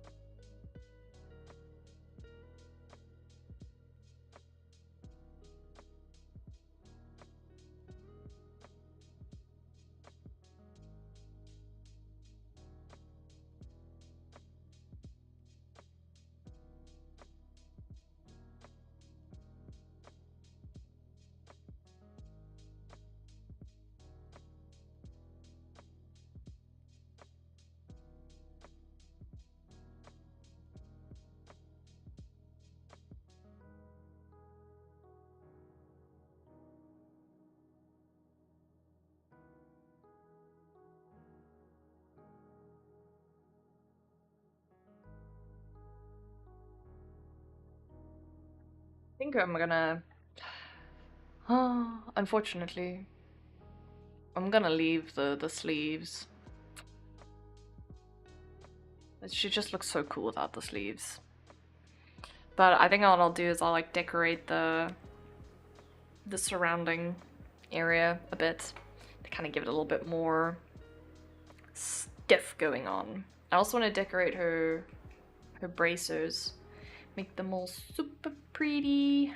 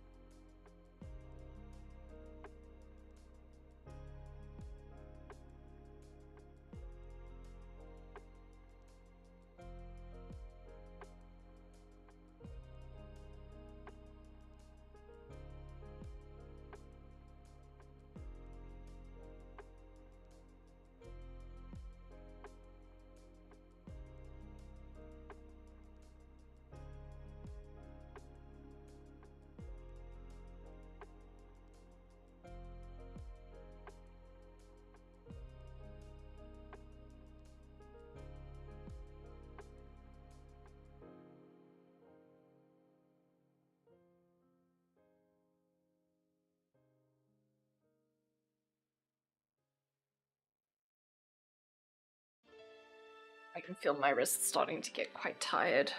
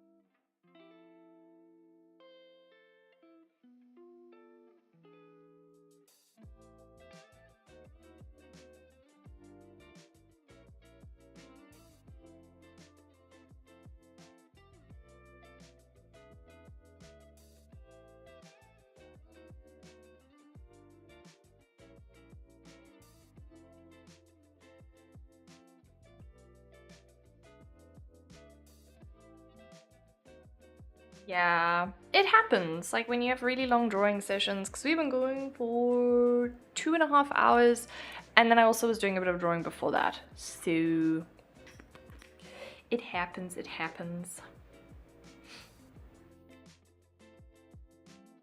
I think what I'm gonna do is I want to just put some like some like texture on her pants. When I say texture, like I want to paint her pants in.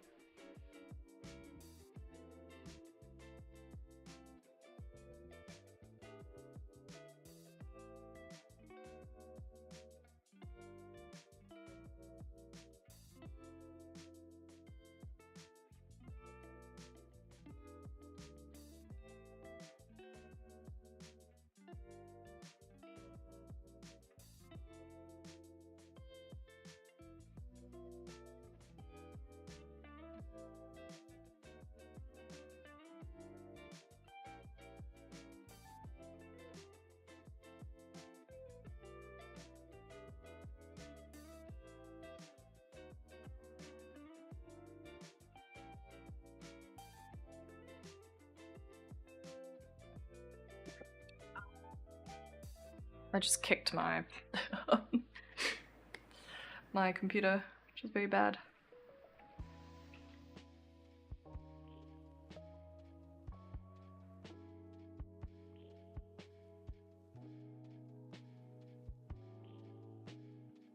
I'm being stupid. I'm painting too far away.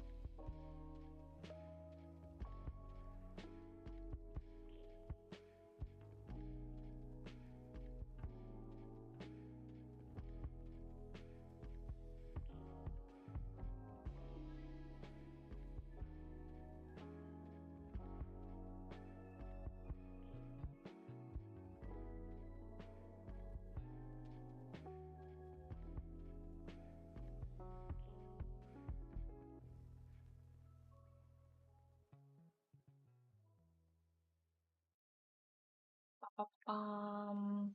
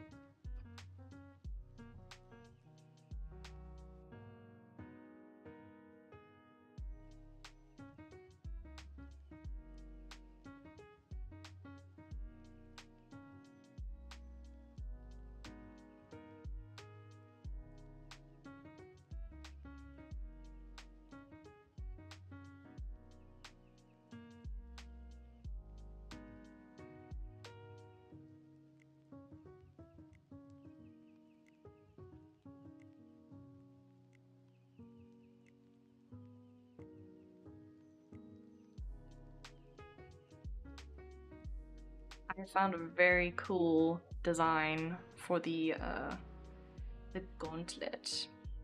So let's go. I'm gonna put that in. I think that'll maybe be the last thing I do. Please enjoy.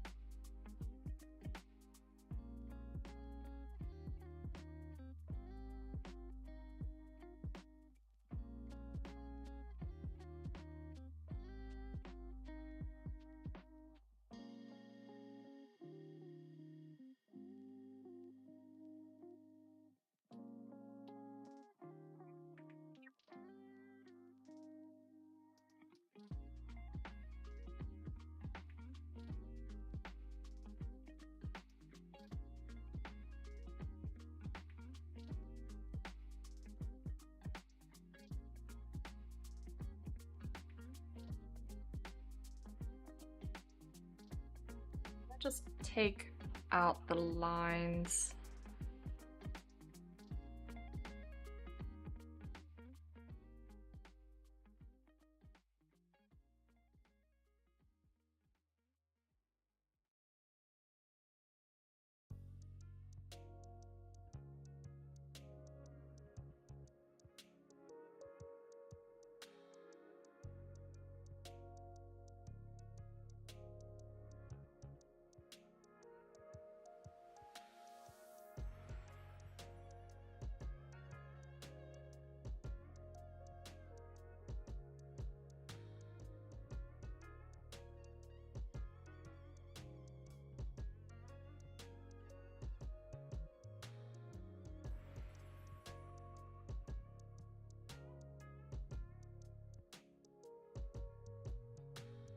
Yeah, but just turn it off for now.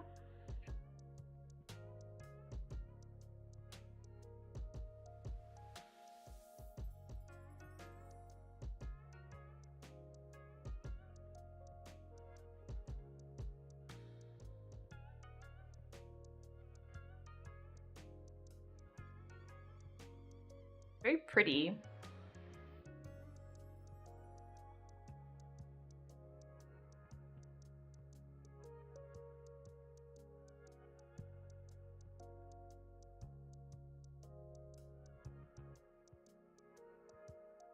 One thing that she does need, which all adventurers need, is bags.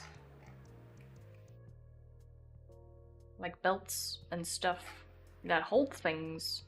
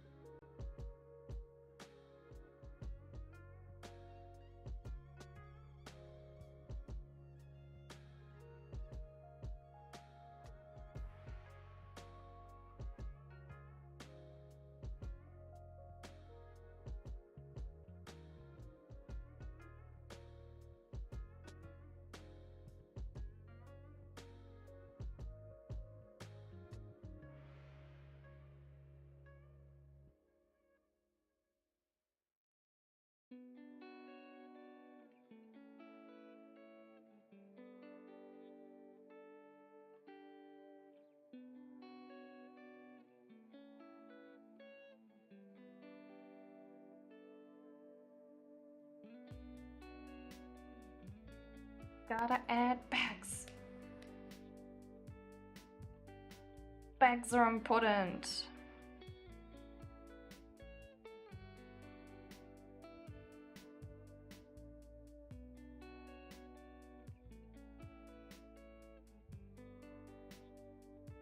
Here's my scratch board.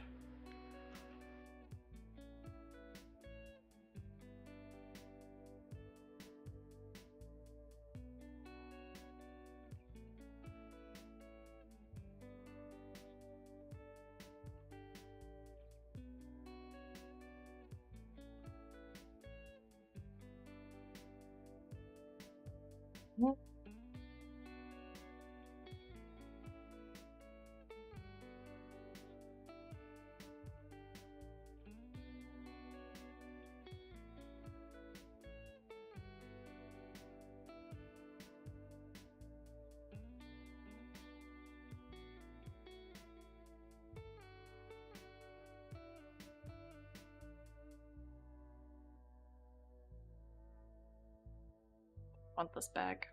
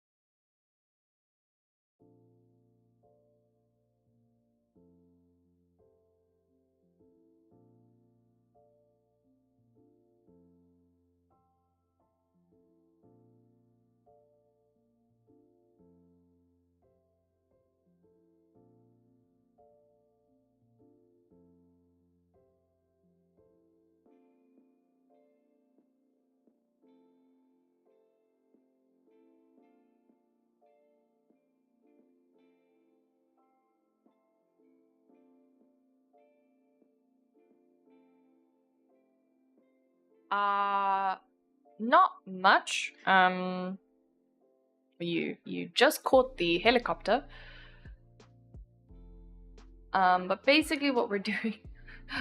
I'm gonna wait till the helicopter's done.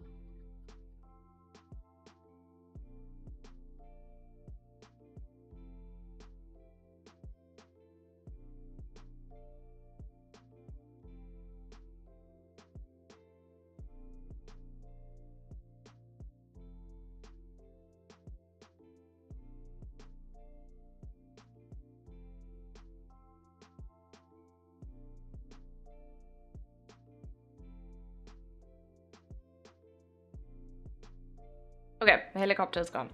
For the most part.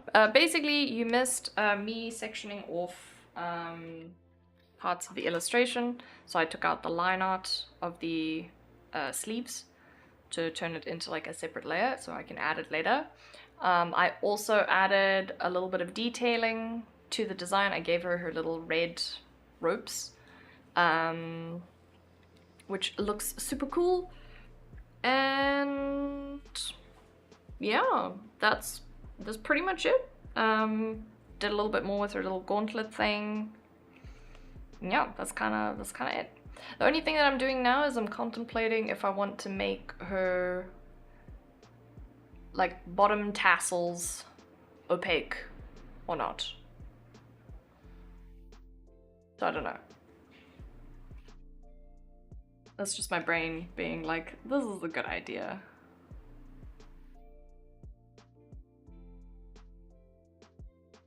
Yeah, 'cause that's what they'd look like, fully opaque, which I don't like.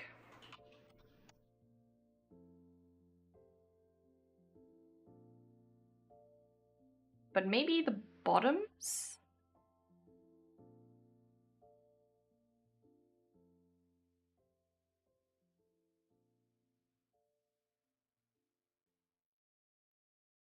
I don't know.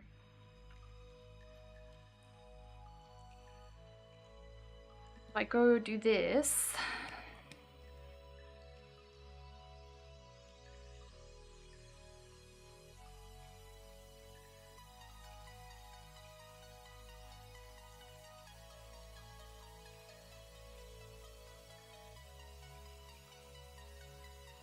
Just making it a little bit darker at the bottom.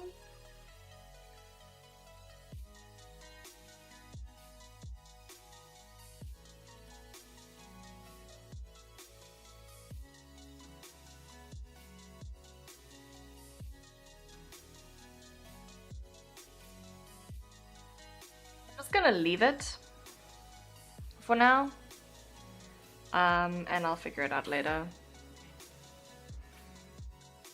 I also took out the like really aggressive white pupils in favor of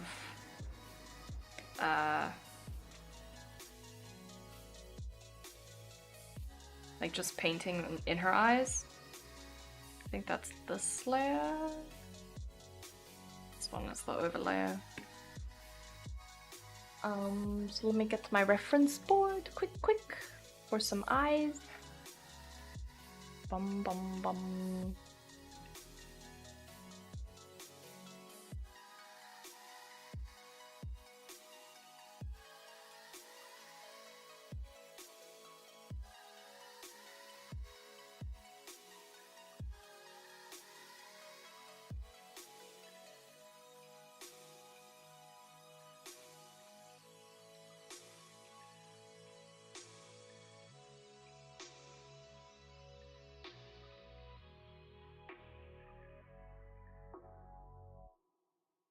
Why does this not want to paint? Why?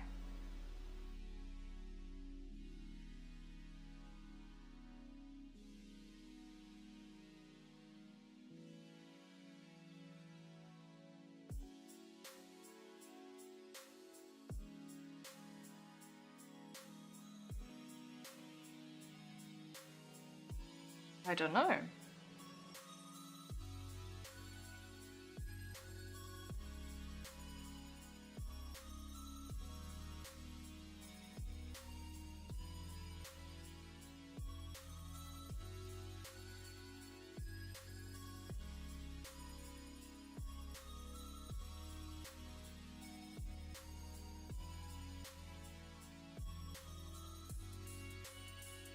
Oh, it's doing that thing. Annoying thing that it does.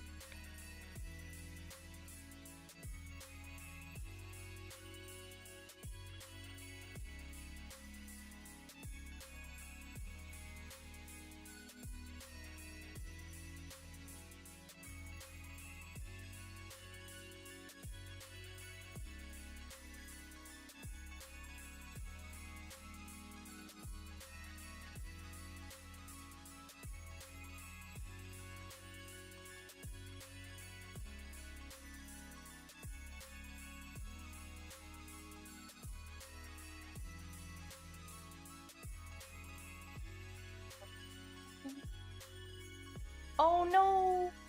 Don't worry, don't worry. You can always watch it again on YouTube. And you can watch me struggle the whole way through that. One could argue it was a thing of beauty. Watching me struggle. But yeah, but the scales actually ended up being very cool. Like, I think they turned out pretty well considering.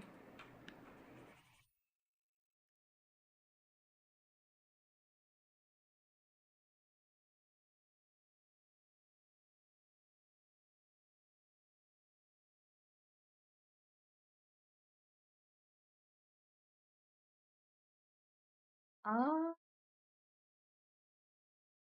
Question was, did I want to add like a highlight? Light coming from the side.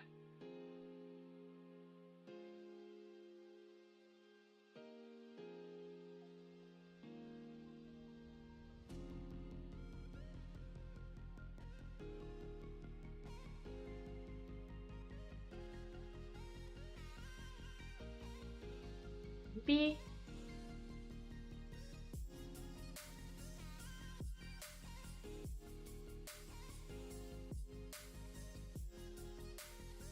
I don't know. I don't think it looks good.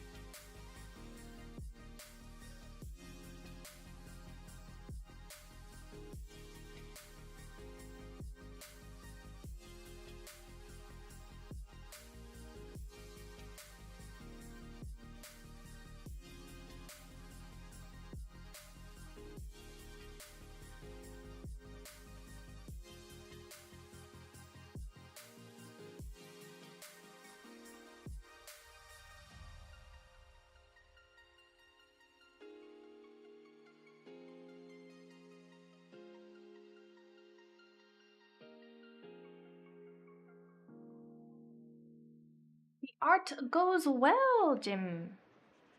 Thank you for asking. Basically, this is how far we got. We took out the sleeves. Sleeves weren't working, unfortunately, which is fine. But yeah, so we took the sleeves out, and we have added a little bit of detailing. So we've added some ribbon, like some string, and we added a little bit of a design to the gauntlet, which I have to mirror onto the other gauntlet. We painted half of the battle bib. Oh, that's cool. I'll go have a look now. And yeah, that's where we're at currently.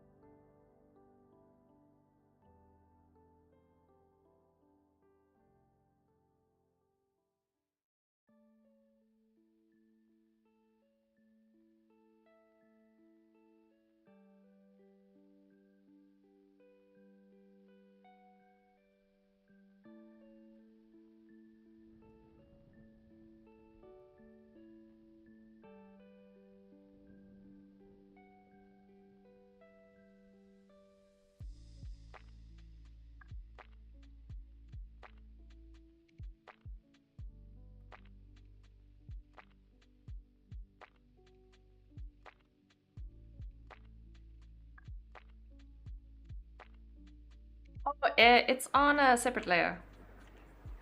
I just turned it off so I could see, but I can put it back on. It's just very far. Actually, I'm gonna label it.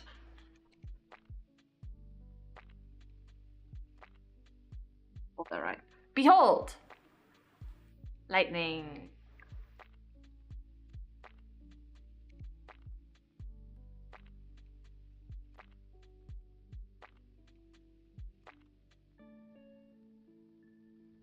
Must I share the stats with the stream?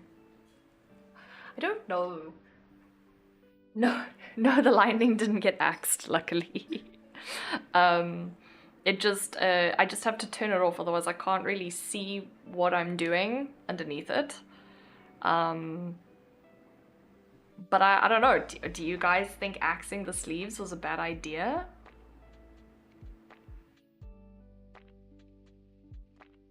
Oh no! Oh no, Dice! Oh, can I untime you out?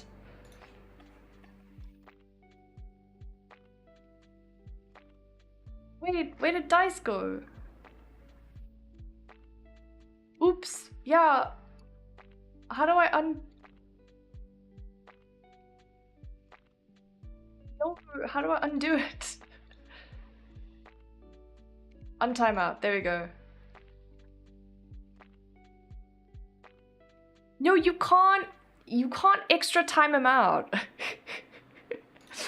You're untimed out. Stop it, everyone. I need to remove this ability from this damn bot.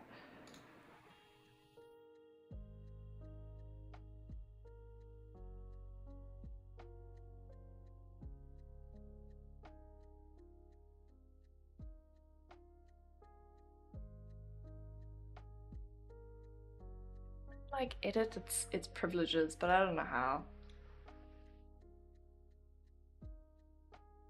You're free, Dice. You can come back.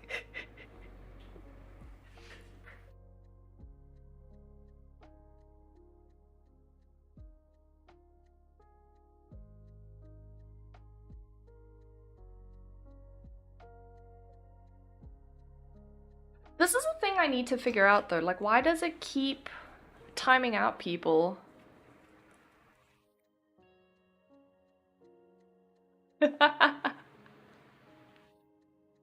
Okay, give me like 2 seconds to do some troubleshooting on this. Stop stream element bots from timing people out.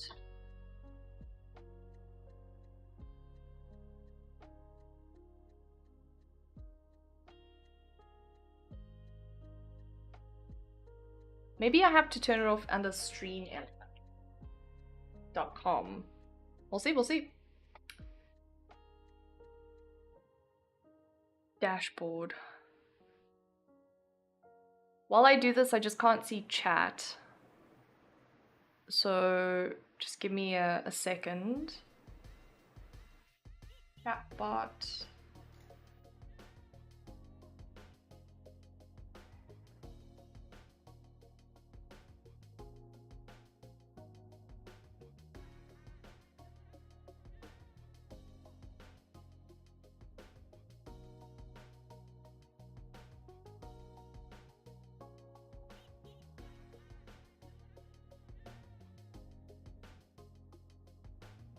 Okay, I've turned off caps protection.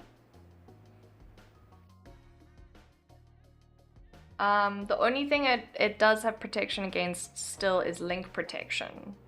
So can someone please put a huge amount, like a really like high caps thing, but that isn't a moderator. So neither of the two mods.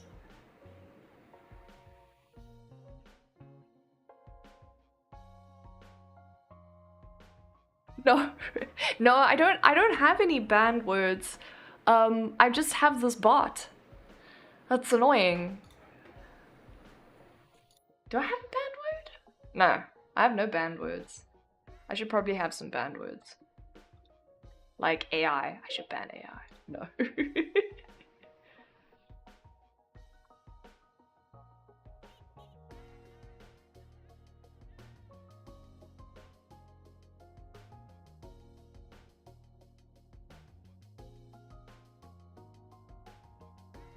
Yeah.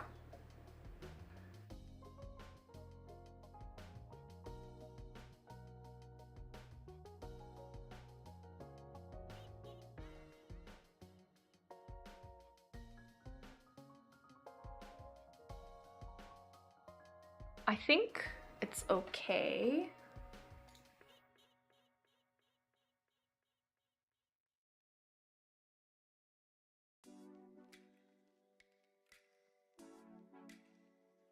Don't know why the stupid bot deletes the messages though. So now like all of Dice's messages were deleted, but I don't know how to restore them.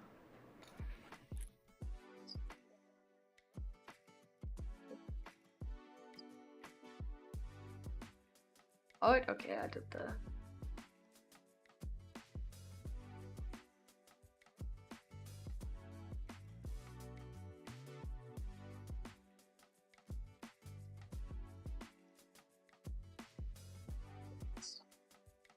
Twitch chat messages.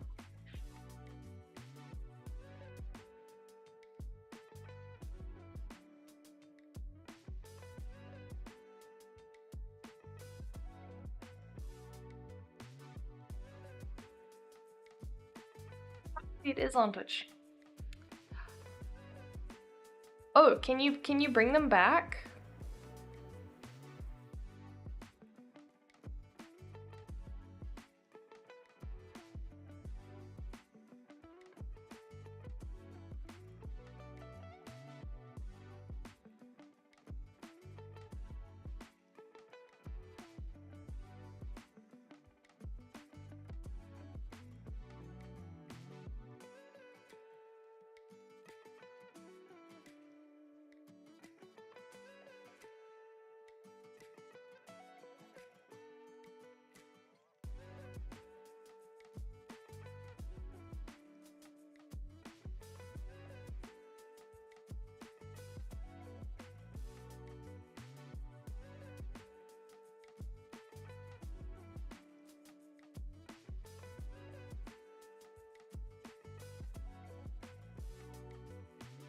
Because yeah, if you can bring them back, that would be really helpful.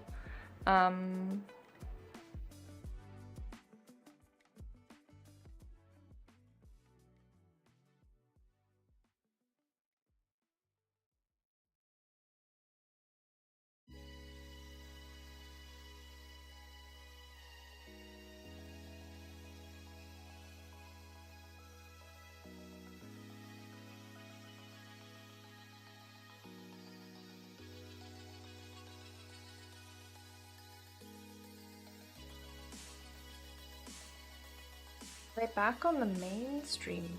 So maybe it's me that I can't see it. Click here and go channel.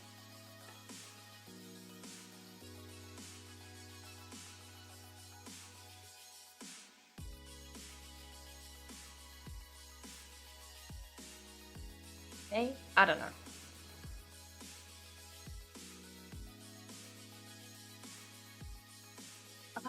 So annoying.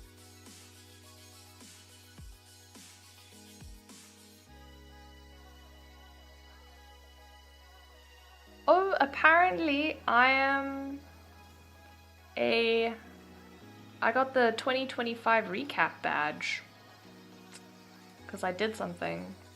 Okay, I will read the Twitch stuff.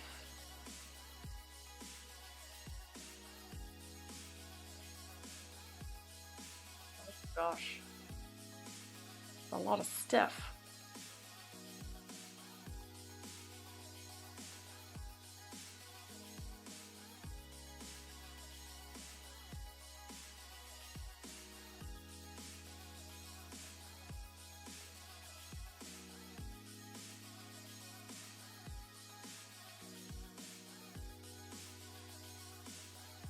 Interesting. Okay. I I watched a lot. Not that much as like maybe other people. Apparently I watched 919 hours of Twitch.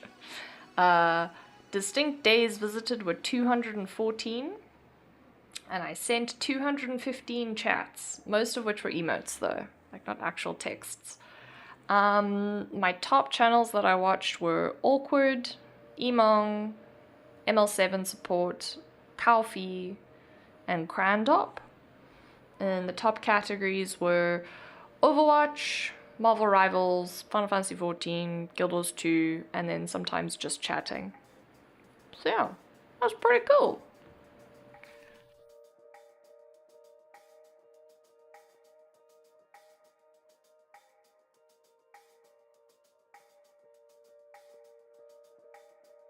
So annoying that you can't undelete them. Okay, well I've turned the bot off, so hopefully it doesn't do that again. I also don't know why it deleted messages though, with a timeout. Stupid.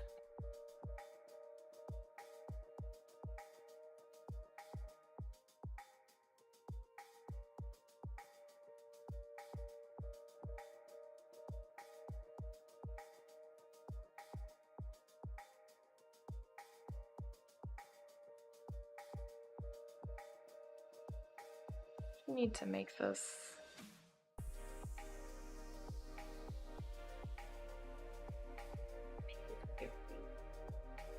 Maybe 30 minutes.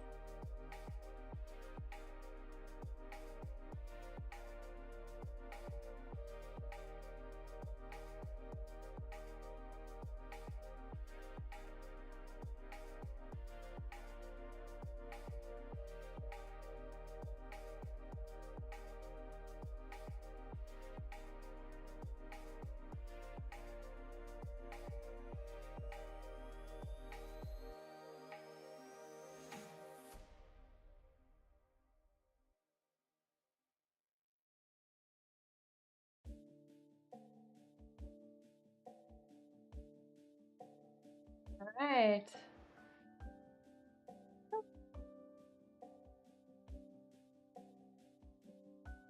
But there we go. I think I'm actually gonna end it here, just because I can feel my wrist getting quite sore, and a bit strained.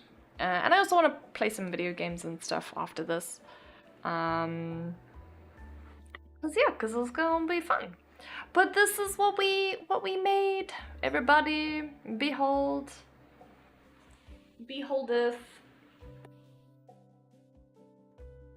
We're getting there very slowly. I think things I would consider done from like an artistic perspective is probably her face for the most part. This section of the leather vest, her pants, weirdly enough, a little bit of her arm, and that's it. That's it. Thank you. So yeah, so that's what I would consider completed. Things I need to fix, just for everyone's references. We'll leave the egg. But just for everyone's references, I'll just put some little circles, just so you know, like, so like it may look perfect, but it's not perfect. So things that need a little bit of fixing, a little bit of love. This top half of her head needs a bit of love. It just needs to be rendered out a little bit more, and then also the proportions. Her ear over here actually needs a little bit of love because it needs to go inwards. It's a bit skew.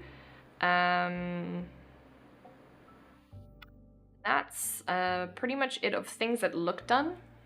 And then I will decide what I want to do with this hand. But it is rotated away, so... I don't know. I might redo it. I haven't got an idea yet of what I want to do there. But it's fine. She also needs a little bit more detail around her earring there, I think. Because that'll be cool. And we put the egg back. It actually is a very long egg. It could probably be a little bit shorter and a little bit wider.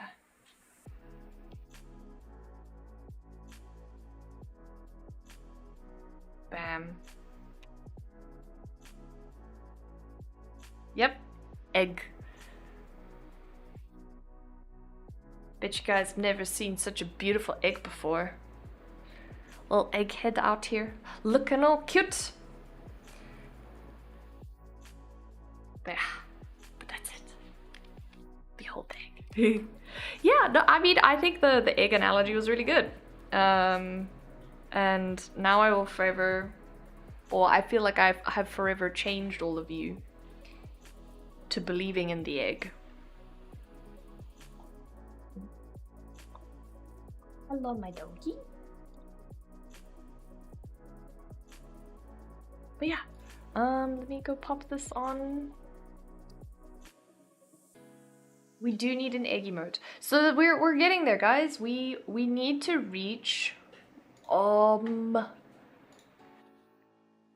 minimum of 3 average viewers on 4 different days. So the more I stream, the more that's gonna potentially go up, and the more people who are gonna know about my stream and join me. And yeah. Oh no, I was a dumb. I missed out on a message on my damn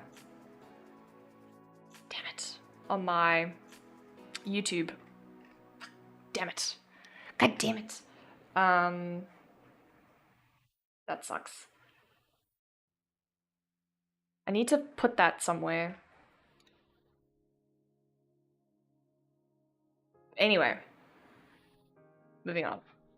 I'll figure it out. But yeah, so that's how we're gonna get emotes, everyone. So that's how we're gonna get the egg emote, is we're gonna get Twitch affiliate.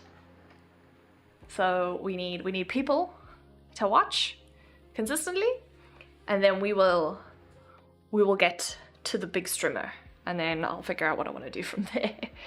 Anyway, thank you so much everybody for joining. I really appreciate it. As always, it's so nice to have everyone come around and appreciate what I do, and also it gives me an excuse to work on my personal work, which is always really nice. But yeah, I hope everyone has a really good evening.